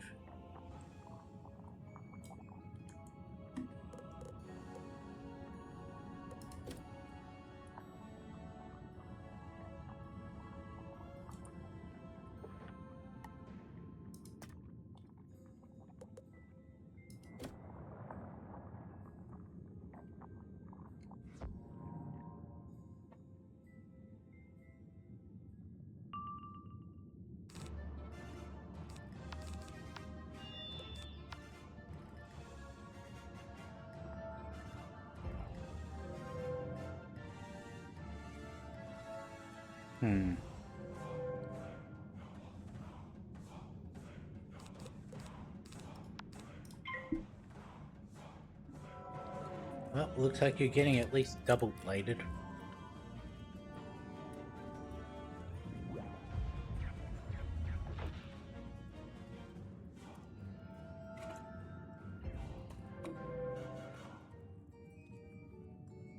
Yes, despite it being mid-May, I do still have Easter chocolate. And quite a bit of it.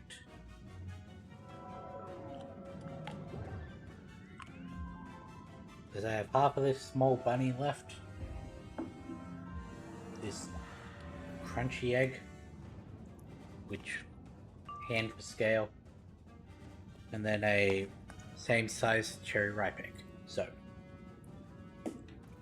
I do have plenty to keep munching on.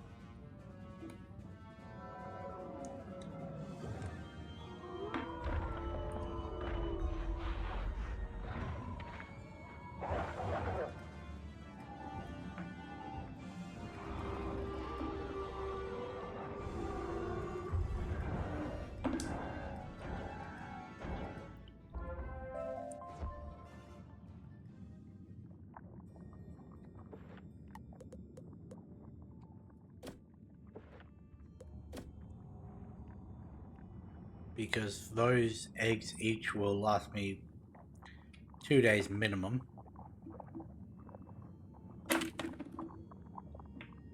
Oops. Well, that was a lot more fragile than I was expecting. Now that the Stellar Protector is charged with its power mode, it flickers for a moment. Must activation code find Captain Gloomfang. Release, reactivate.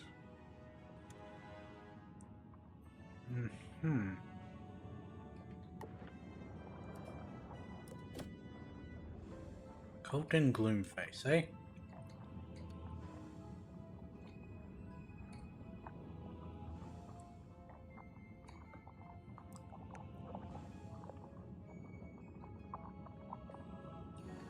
A Stellar Protector.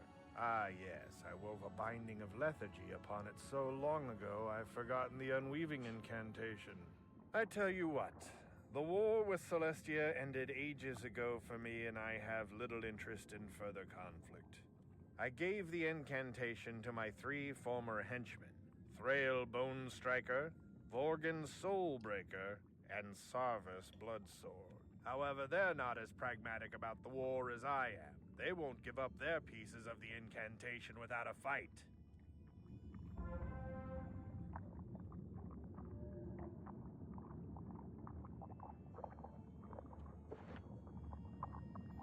I knew there was like an actual reason for these downstairs areas. I just couldn't remember what it was. There's one of the pearls. Oh, and we got a golden pearl straight up.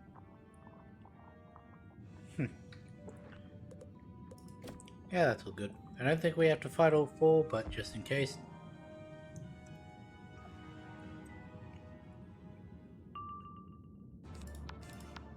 Yeah, that sounds about right.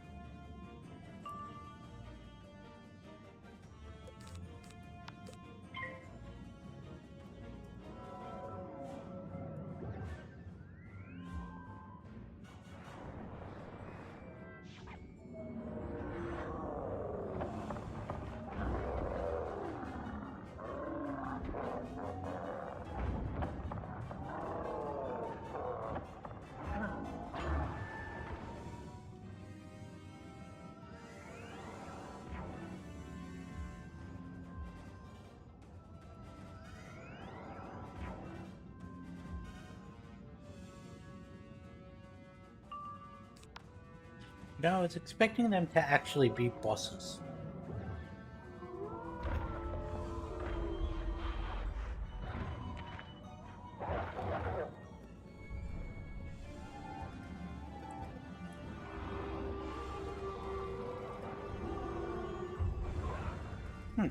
It's almost taken me half a year, but I am 1 person off of halfway to the When follower Thrillbone goal Striker is defeated, he surrenders part of the incantation. for becoming, what is it, affiliate I think it is?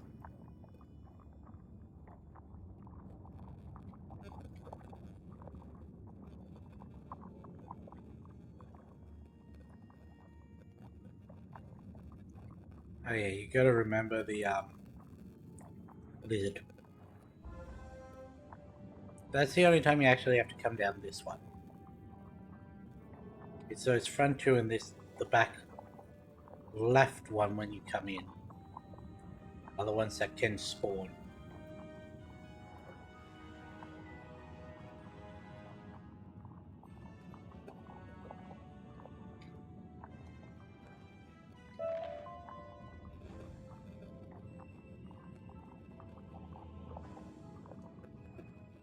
And also make sure you check in here because they can be.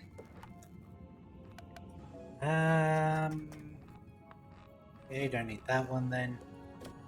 These aren't bosses then.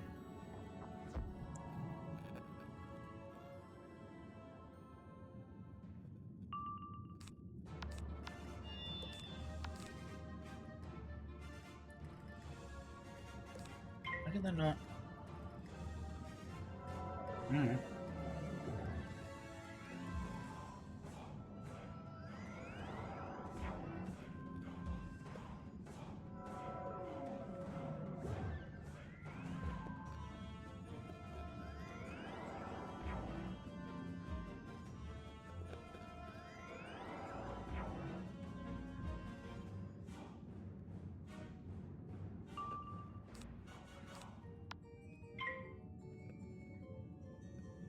Okay, I'm starting to start, so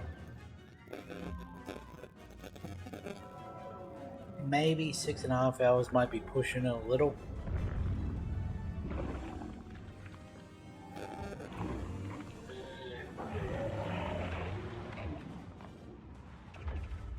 considering we're just now almost hitting 5.5.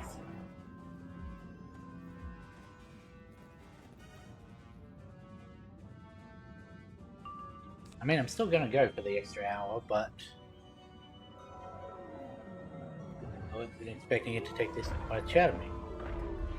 Going based off of that, though, if we cut it down to 2.5 hours per episode, that'd be perfect. 2 hours 15 would probably even be better, but nah, that's too much of a dip. After he's defeated, Service Bloodsword tells you his part of the incantation. Thank you for taking us on a weird camera trip, I guess. If I remember correctly, there are only 2 pearls per instance.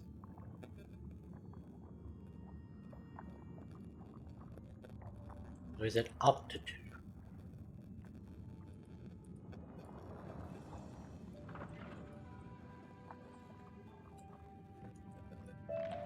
It might be up to 2.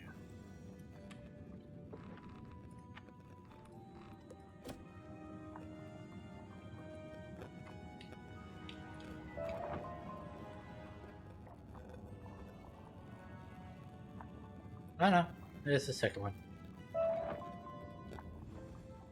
And the 3rd, 4th, and 5th.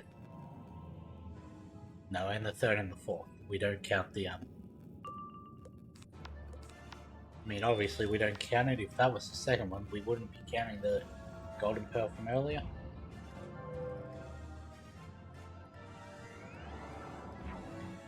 I care way too much about making sure I say the right thing. Even when it's easily understood what I mean. I almost did it again. By saying, or at least what I meant to say. But I don't know why.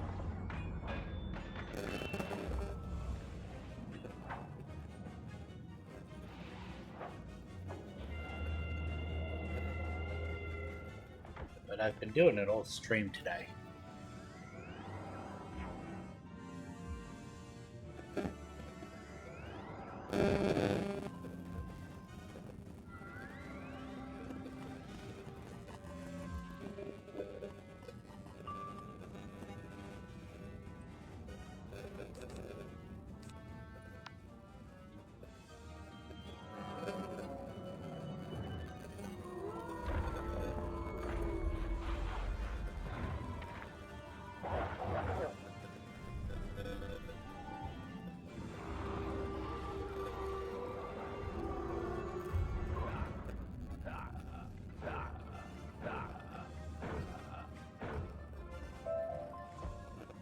Worgen Soulbreaker's final message to you is his 3rd of the incantation.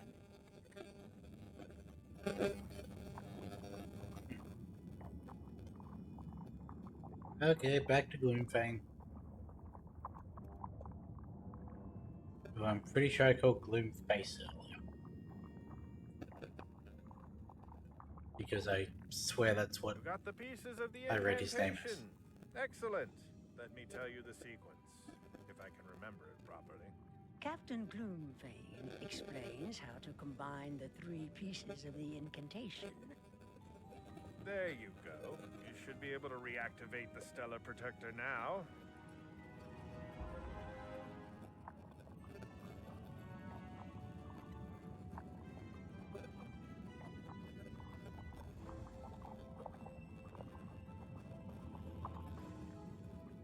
You speak the incantation in the hopefully correct order, and the Stellar Protector awakens. I have been dormant for so very long. What has happened in this place? Morganth and her armies were raised against Celestia. The Celestians summoned the Storm Titan to protect them. There was a flood. We tried to protect our cities against the waters, but we could not save it all. The battle continued for us, even in death. The ghosts of Morganth's legions battled our own soldiers. We Stellar Protectors sought to protect Celestia's secrets, but we were Morgant's trickery. I will release the barrier that keeps you from the Lunarium, and I vest you with the full authority of a Celestian luminary. Young wizard, please make your way to my office at once if you are truly interested in advancing your studies. So, I never realized that technically we deal with all three of the Titans 3 worlds in a row. Because, you've got Dragonspire with the, Fire Titan. You've got Wintertusk with the Ice Titan, which is meant to be done in between in terms of level requirements and that. And then you've got the Storm Titan was the reason Celestia sank, so... The messenger carries words for luminary and serf alike, an envoy of the truth.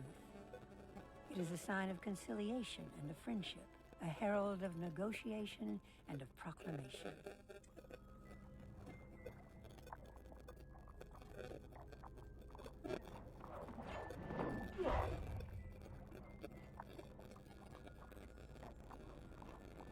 This stellar protector has a minuscule amount of power left.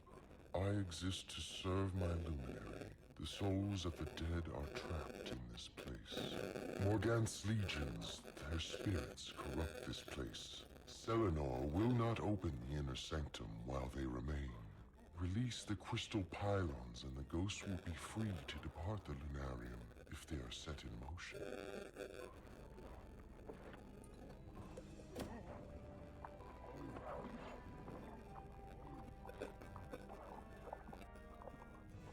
You present the captured sensorium to the Celestial Protector statues. Information flows into it at a high speed.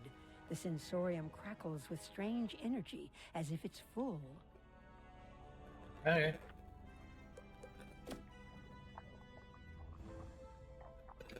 Let's do this.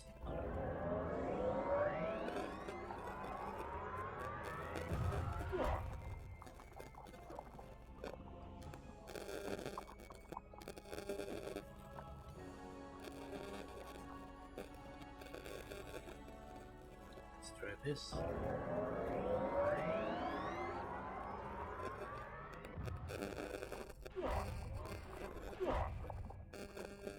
And destroy this.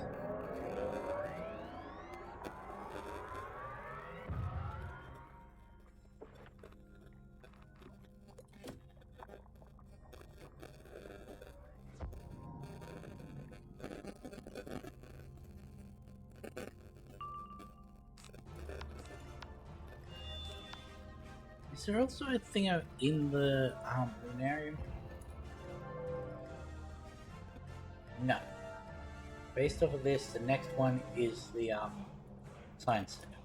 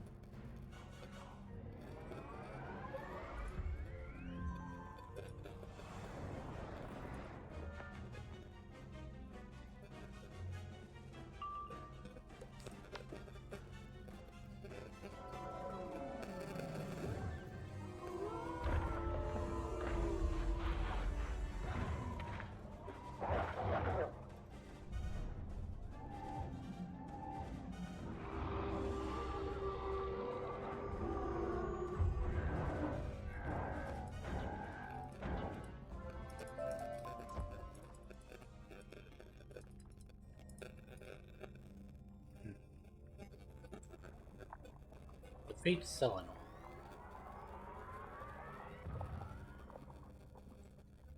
You are no Celestian. I don't know how you made it to this high place, but your orbit ends here. Gonna add that part back in. Because I remember from earlier today that Moon is the one that resists Myth.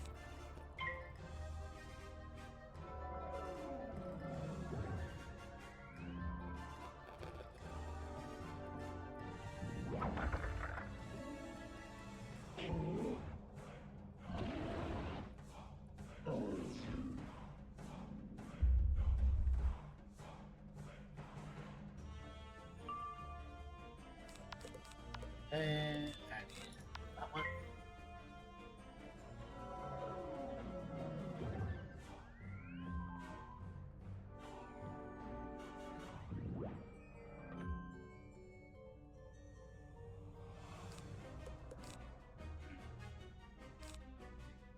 We bother.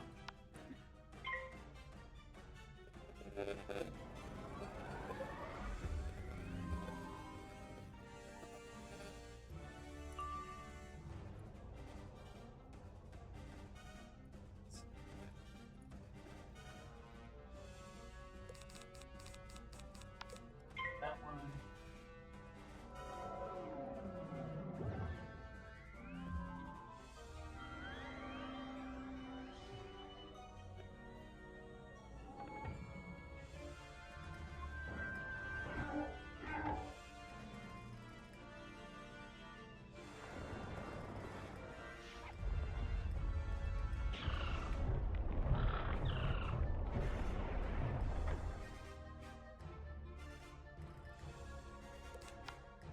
And this should be the Lunarium dot.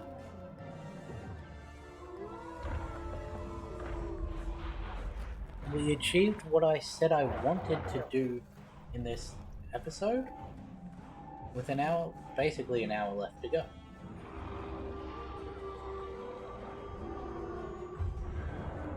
Ooh.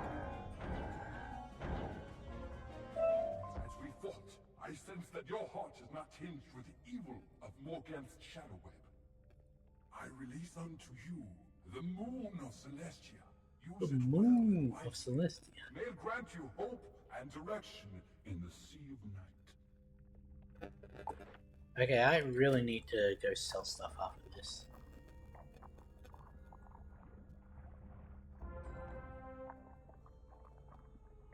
Oh, damn.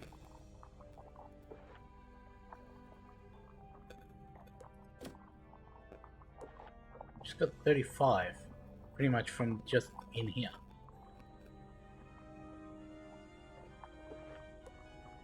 Two levels away from Tartarus. What's it? Oh, the bloody moon. Yeah. Never gonna use polymorphs.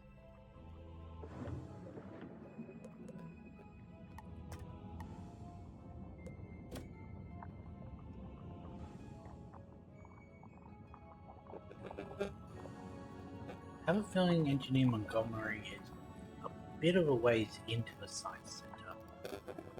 I can't remember if it's gated or not.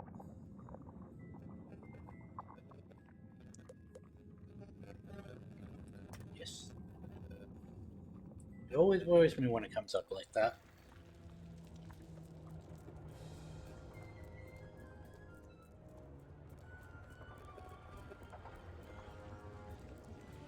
Next one. Click the Edith for both of her things. NK 11. You've done it. Now, only the solarium keeps its secrets from us. This is amazing. How Wait. ironic that a wizard has done so much to advance the fields of science and engineering. You've proven to be so invaluable. I hate to bother you with another request for help, but I've no choice.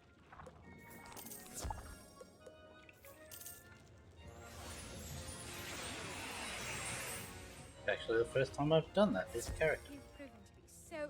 Could you go and speak to Piper Melville in our research station? The science team is in dire need of aid.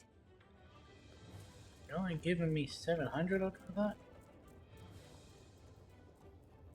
I'll let them stew for a little bit and then see if they think my time's worth anything.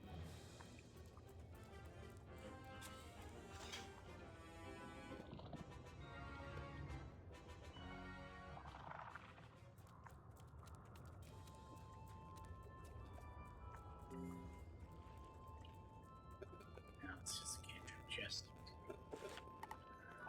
Montgomery is in the second tier.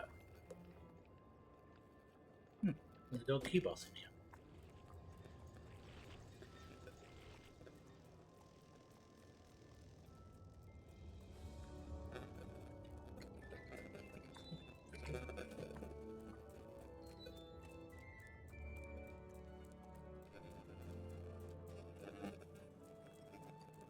do want to get this spell quest done so that I can then speak to Drake and then get the next spell quest, which is probably going to be Zafari.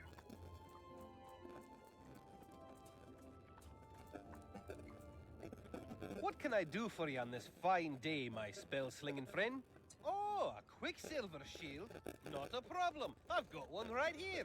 Oh, wait, I don't. Are you daft? Of course it'll be a bit of a problem. It's not like I've got a brace of them in my pockets. If you want a quicksilver shield, you'll have to help me get the stuff to make it with. Quicksilver. The only source of quicksilver is a runaway steamboat called Talos. He made off with the last of our supply. He's hiding in one of the towers in the crystal reactor. I'd have dealt with the troublesome git by now, but I'm busy. Fair enough.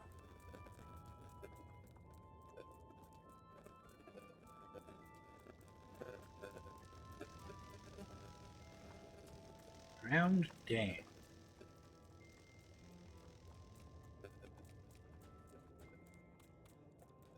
Never done that one before. I wonder if I should go back and do another clean up the spiral after this one, like this arc, because I don't know many like dungeons or secret bosses, well, optional bosses from Act 2. Huh. I've been streaming so long they sent out a second viewer bot message. Query, what is this intruder doing in these premises? Hypothesis, intruder has come in search of Quicksilver. Action, attack!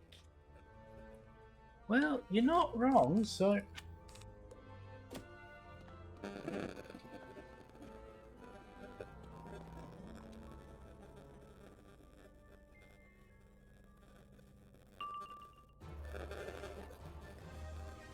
$4,100.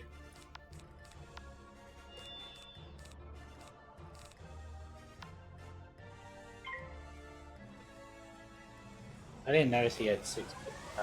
Yeah, 6 bits. So never punished.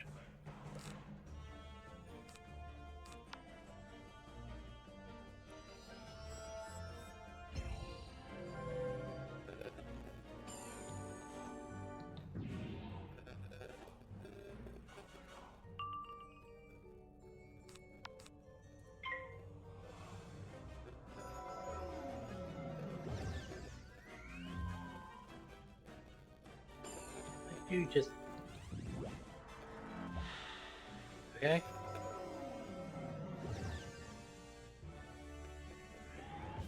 It's gonna hurt, but, like...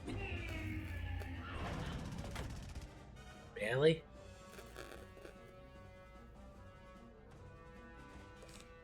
Shall we do that again?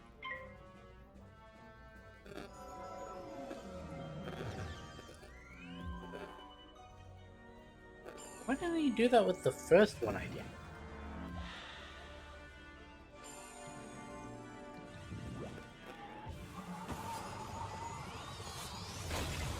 No.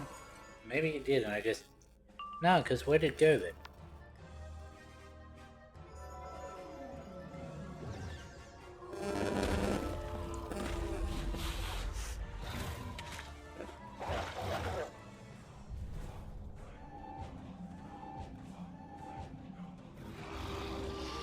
You know, at the rate we've been going this stream, we're gonna be doing Poseidon next week. After Talos is defeated, you find several bottles of Quicksilver. Plus, if everything goes well with my shoulder, I shouldn't have a physio next Saturday. So I could do bonus stream of grinding out Poseidon.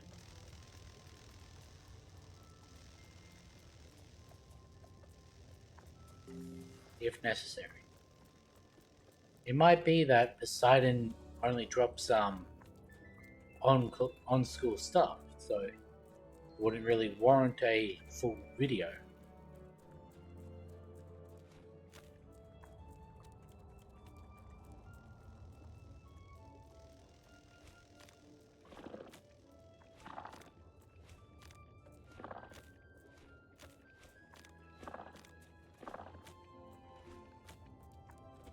There you go. That was some piece of work. I'll have you Quicksilver shield right quick. A few moments of work, and Engineer Montgomery fashions a gleaming shield of shining, shimmering silver. That should do you nicely. Take that back to your school with you, and good luck. You know what? Let's just mark here.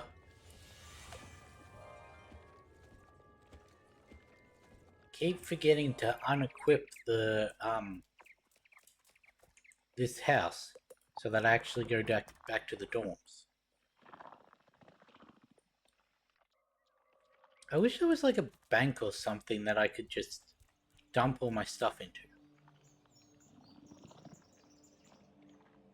Like, dump all my gold. I know there is the storage bank for equipment and that. Before anyone says anything. Because that was a very dumb comment on my behalf. I wish there was a gold bank.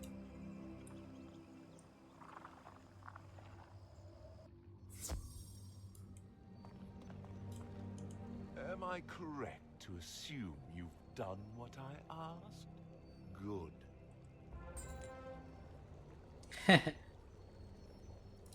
Do not think for a moment that even with a Quicksilver shield, you will be completely safe from the Medusa. She was last sighted in the ruins of the Academy in Dragonspire. Take your shield. You will need it. And up to now, I've given you a bit of latitude, but I fear your extracurricular activities are threatening your grades. Saving the spiral? As my premier student, you've certainly proven your abilities, and your assistance in the matter of my brother has been noted. That said, it's time to knuckle down and apply yourself to the serious study of myth, the creatures as well as the magic. I wish to teach you a new spell, the Basilisk. However, I insist you have the proper grounding for it. Crocotopia was governed by scaly creatures, and thus I can think of no scholar more suitable than Alhazred. Not gonna lie, that feels a little racist. Go to the Croco-Sphinx in Crocotopia, to Alhazred's classroom at its base, and speak to him about basilisks. Then return here. Because a, sentient crocodile... Sapient crocodile? Sapient. Is very different from a basilisk. There's also the fact that a basilisk is usually a snake, whereas the one in this one's a lizard.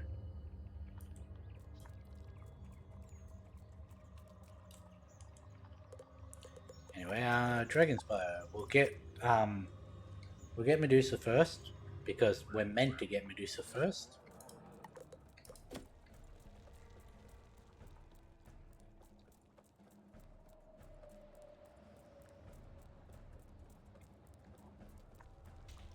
Oh hey look, Cyrus has come to make sure we don't get petrified.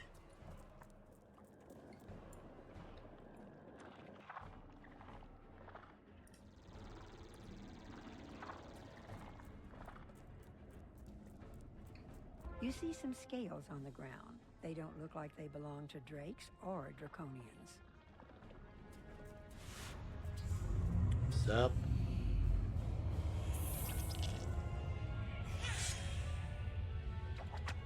You summoned me, brought a shield to ward your eyes from my glare.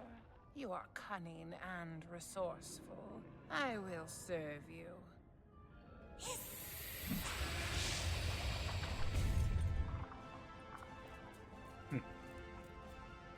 Cool. Like I said, we're gonna wanna unequip that so that going home actually takes us to Ravenwood.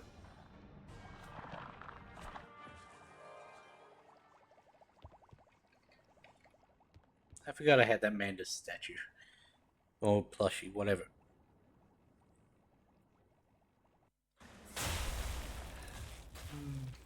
What's the other one called? It's called A View to a Kill.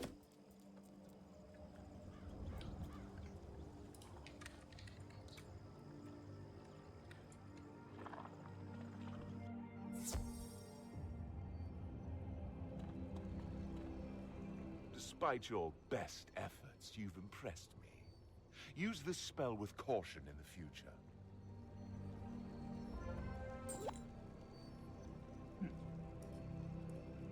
Oops. Really?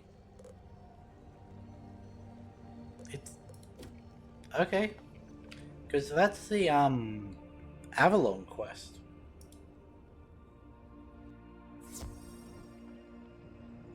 Huh. Neat. So we can actually complete this Basilisk quest right now. Then what is it? Then you get the it unlocks a quest at 78 for a Basilisk pet. Okay, may as well do that as well.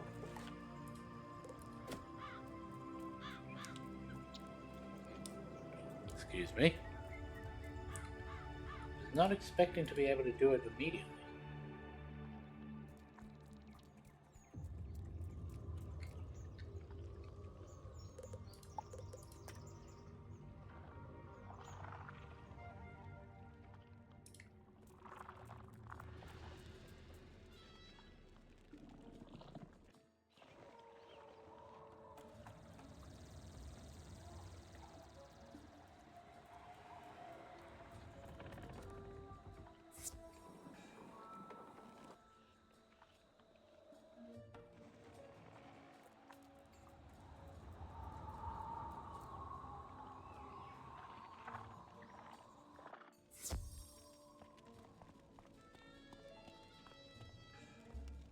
Basilisks. So that old rascal Drake expects me to do his work for him, does he? The basilisk is the king of lizards, a six-legged razor-clawed creature whose very vision is like venom. They hunt by locking eyes with their prey and stunning them. So, if you should see a basilisk in the wild, look away. I could go on, but the basics will suffice. You would think someone named Drake would have more to say on the matter. Fair.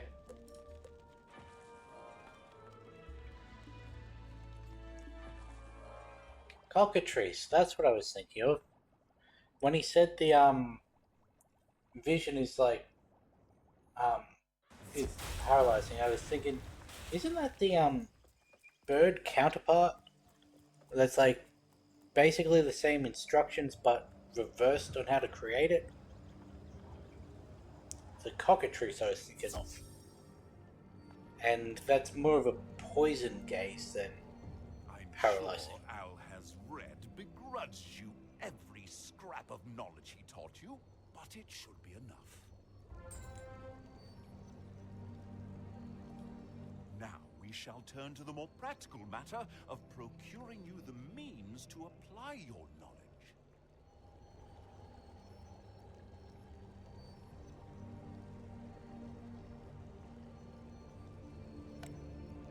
You must now learn to summon the basilisk, bringing it forth to dismay and befuddle your foes with the force of its gaze.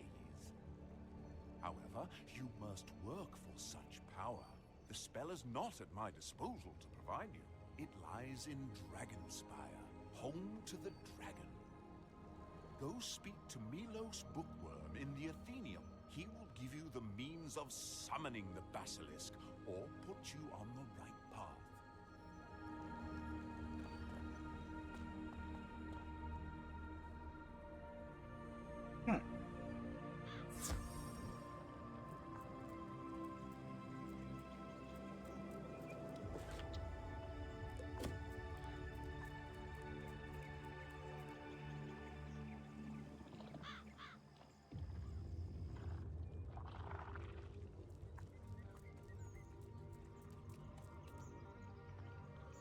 Basilisk. The word originates from the Greek form basiliskos, which means little king, little prince, chieftain, or young ruler. From two components, Basileus king, and Ischlos diminutive. It is also considered to be synonymous with the cockatrice.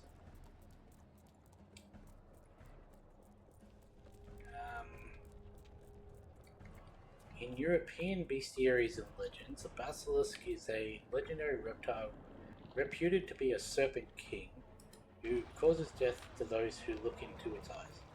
According to the naturalist Historia of Pliny the Elder, the basilisk of Cyrene was a small snake, not to be more than 12 inches in length, that is so venomous it leaves a wide trail of deadly venom in its path, and its gaze is likewise lethal. According to Pliny, the basilisk's weakness is the odor of weasel. Cyrus Drake sent you for a spell? Haven't the Drakes meddled enough in the affairs of Dragonspire? Enough, though. I cannot provide you with such a spell, because I don't have it anymore. It was taken by the Horde. Who's that? You don't know. The Hoarder is Morgant's most devout follower, hoarding magic in hope of her return. The Hoarder took many spells from the Athenian, including yours, and keeps them within a tower in the Plaza of Conquest. If you wish that spell, you must defeat the Hoarder and take the Basilisk spell from the I remember the storm counterpart of this being much more difficult. Anyway, where was I? The weasel was thrown into the basilisk's hole, recognizable because of some of the surrounding shrubs and grass had been scorched by its presence. It is possible that the legend of the basilisk and its association with the weasel in Europe is inspired by accounts of certain species of Asiatic and African snakes, such as cobras, and their natural predator, the mongoose. Yeah, that makes sense. The basilisk is sometimes referred to as a king because it has been reputed to have a meter or crown-shaped crest on its head. Yeah, so does the basilisk show that it is not completely distinguished from the cockatrice. The basilisk is alleged to be hatched by a cockerel from the egg of a serpent or toad. The reverse of a cockatrice was hatched from a cockerel's egg incubated by a serpent or toad. See, that's what I had. They're the opposite in creation. None of this is really telling me whether it's a lizard or a snake, though.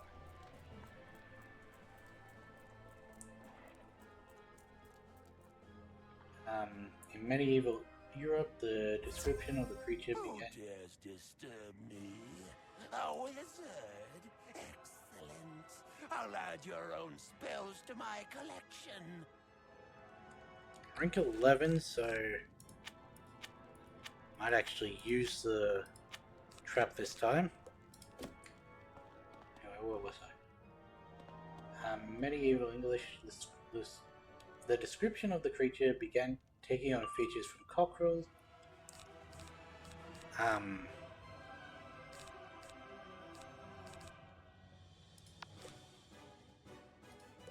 gonna try and protect myself from at least some of that. Cockerels, it has a venomous strike, and in some versions of the myth, it is the ability to breathe fire. Yes, I did know that. One of the earliest accounts of the basilisk comes from Pliny the Elder's Natural History, written roughly 79 AD. It describes the catoblepas, the monstrous cow-like creature of which all who behold its eyes fall dead on the spot, and then goes on to say, there is the same power also in the serpent called the basilisk. So that seems definitive as snake. It is produced in the province of Cyrene, being not more than 12 fingers in length. The white spot on its head strongly resembling a sort of diadem. When it hisses, all the other serpents fly from it, and it does not advance its body like the others by a succession of falls, but moves upright and erect upon the middle. So instead of going like that, it just stands up and glides forwards. Destroys all shrubs, not only by its contact. That could be an issue.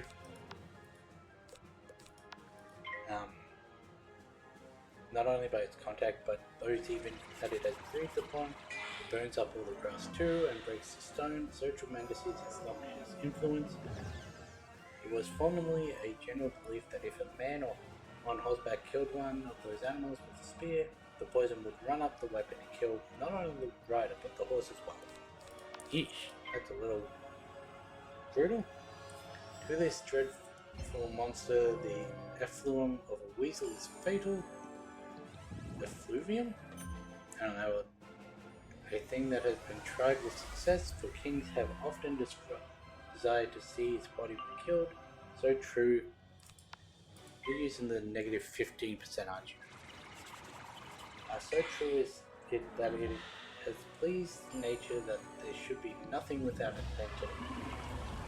The animal is thrown into the hole of the basilisk, which is often known from the soil around it being infected. The weasel destroys the basilisk by its odor, but dies itself in the struggle of nature against its own self.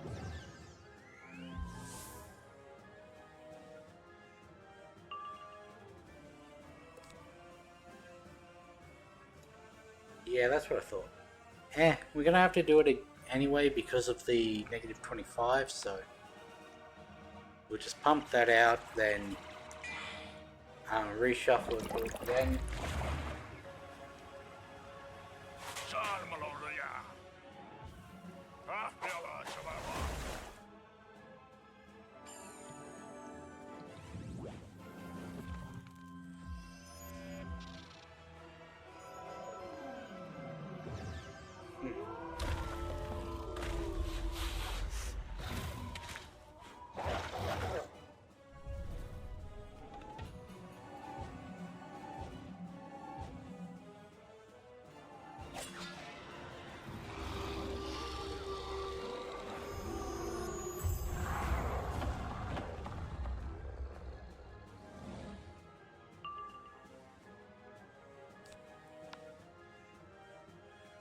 Yeah, I'm seeing illustrations of it being some form of lizard and also being confused as a cockatrice. But those are from much later on in history.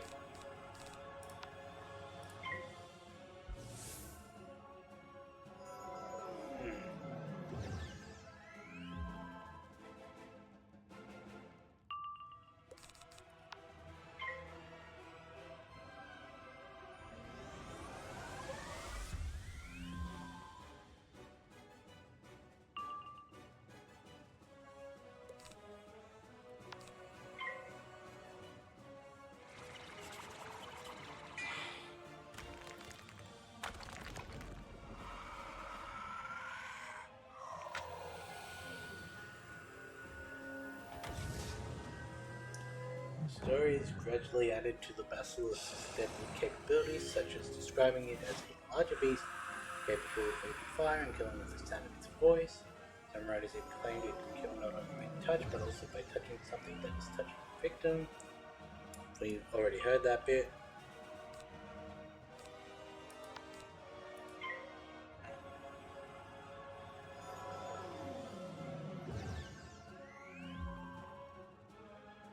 Leonardo da Vinci included a basilisk in his bestiary, saying, "It is so utterly cruel that when it cannot kill animals by its baleful gaze, it turns upon herbs and plants and fixes its gaze on them, withers them up."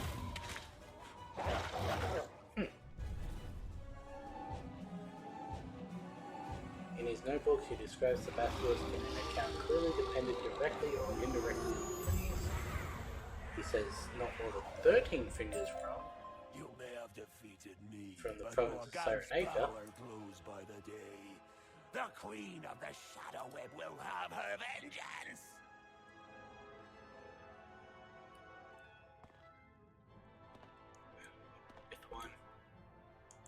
You search the bookshelf and find the basilisk spell. Professor Drake will be expecting you, so get moving.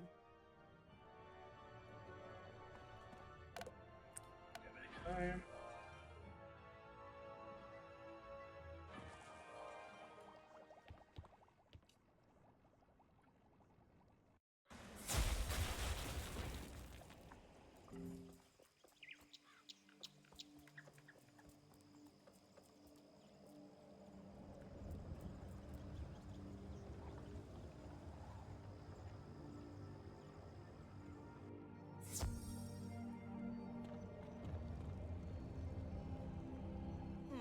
certainly took your time. Stopped for a nap, did you? Now that you've recovered the spell from Dragonspire, it is time to see if you have the wherewithal to use it. Let me think of a place that will suffice for your trial run. Should I send you back to Dragonspire? No, too obvious. The skies of Imperia? You haven't been there yet. Pity. Oh, I can't be bothered. Just do it at Gollum Court. The space outside the Dragon's Mouth cave should be room enough, and it's fairly quiet in the court this time of year. Go and see if you can cast the Basilisk spell. I'll be evaluating your performance when you return, so be prompt. Yeah, so Canterbury mythology is where the crowing of a rooster came into being deadly to it.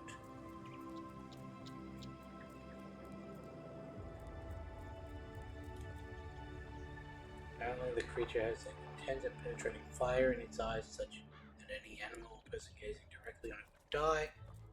So it's basically the Canterbury mythology that Harry Potter pulled from, except for the physical description that draws from the original, except very much larger.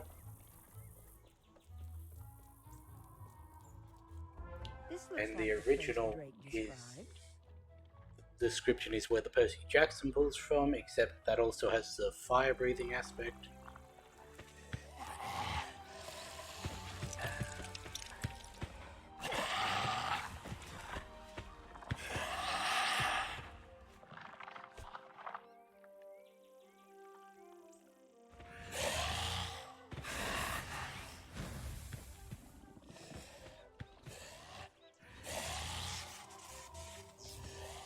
So I'm meant to be standing here. Yikes, that was unpleasant.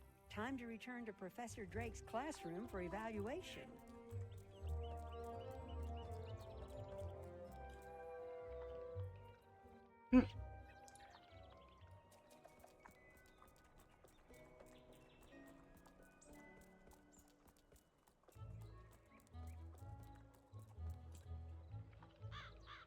Interesting. So the earliest one up the top says that it's from what was it? Pliny the Elder was 79 AD. I did say one of the earliest, and then it says the earliest reference being of 2nd century BCE, from ancient Greece. Portrayed the basilisk not as a mythological creature with supernatural powers, but as a small venomous snake known for the potency of its bite.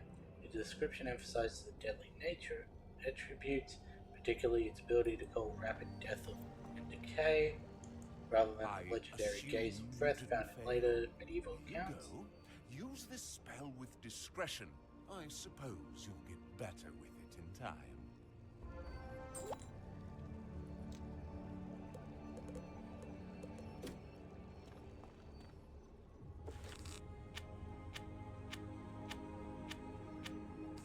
Well, that rabbit hole really gave me something to talk about for the last,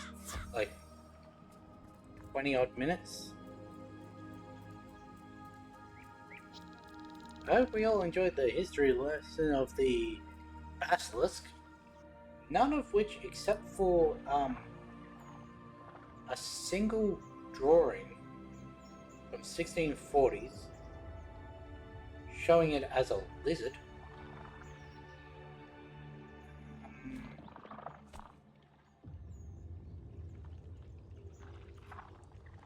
Interesting.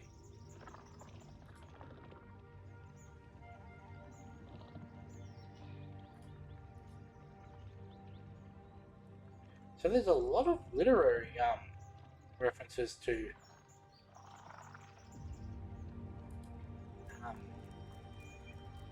basilisk.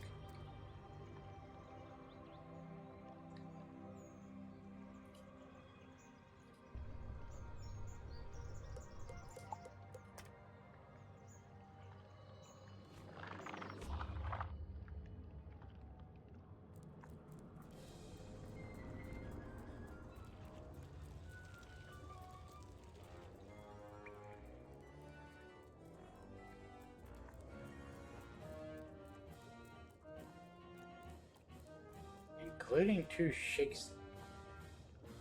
Shakespeare plays. Robert Browning, Voltaire, Percy Shelley, twice, Bram Stoker, in Dracula.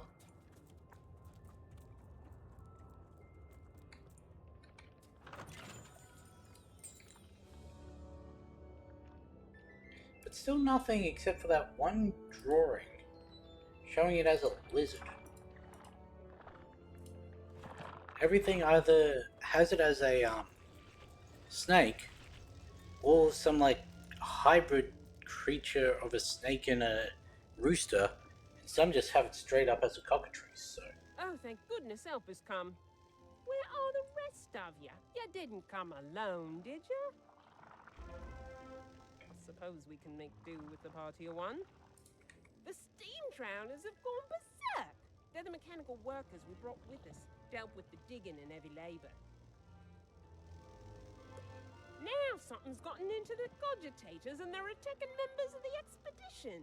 They must be stopped.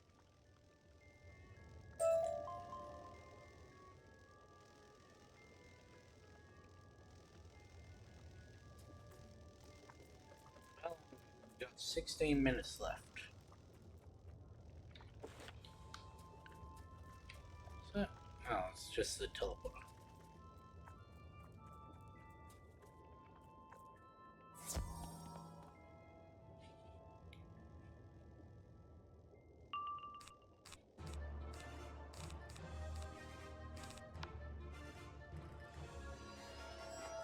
But yes, I have 2 sources of knowledge for basilisks. Well, 3 if you count this game. 1, Harry Potter, that giant fuck-off snake from the second movie. Which, yeah, it does pretty much fit most descriptions, minus the breathing fire. However, there are always noted to be scorch marks around where it looks. So that led the whole Super Carlin Brothers, it has like heat vision. Which sort of does tie in, I guess. But, and there's also the Percy Jackson one, which is a much smaller snake. Looks a lot like a King Cobra. They're the ones with the crown, yeah? But it breathes fire in that. And has a cloud of noxious fumes, I think. This is in Son of Neptune. I don't remember if it comes back when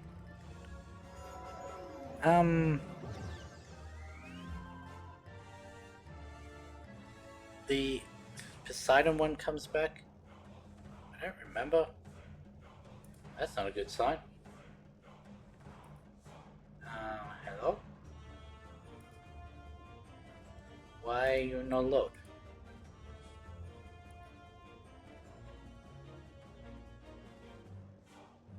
That guy just left. So... that's not good. If it crashes, then that's the end of the stream.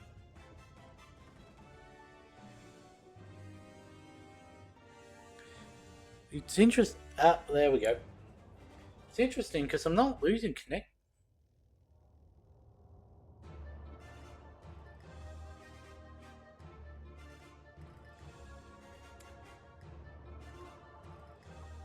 Video event. I don't think so.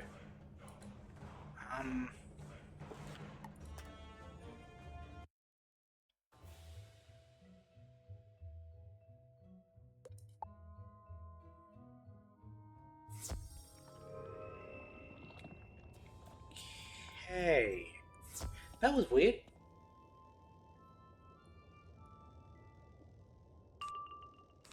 Anyway, since we were not punished for leaving that battle, let's just go straight back into this one.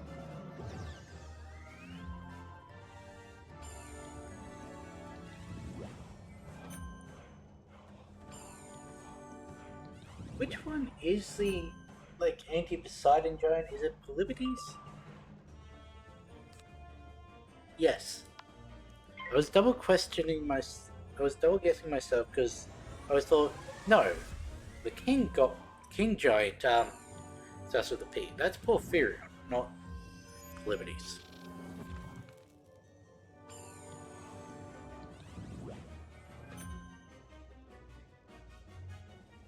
Really?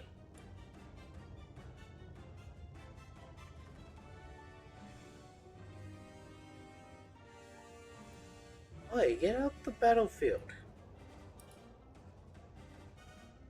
Okay, this is really weird because I'm not like dropping frames or anything. I've got my viewing window up and it's not lagging at all. It's not showing any signs of dipping. I'm not getting any messaging from Streamlabs and that, so... Okay, so we gave it 2 tries. It crashed again, so that just means this is going to be the end of the stream.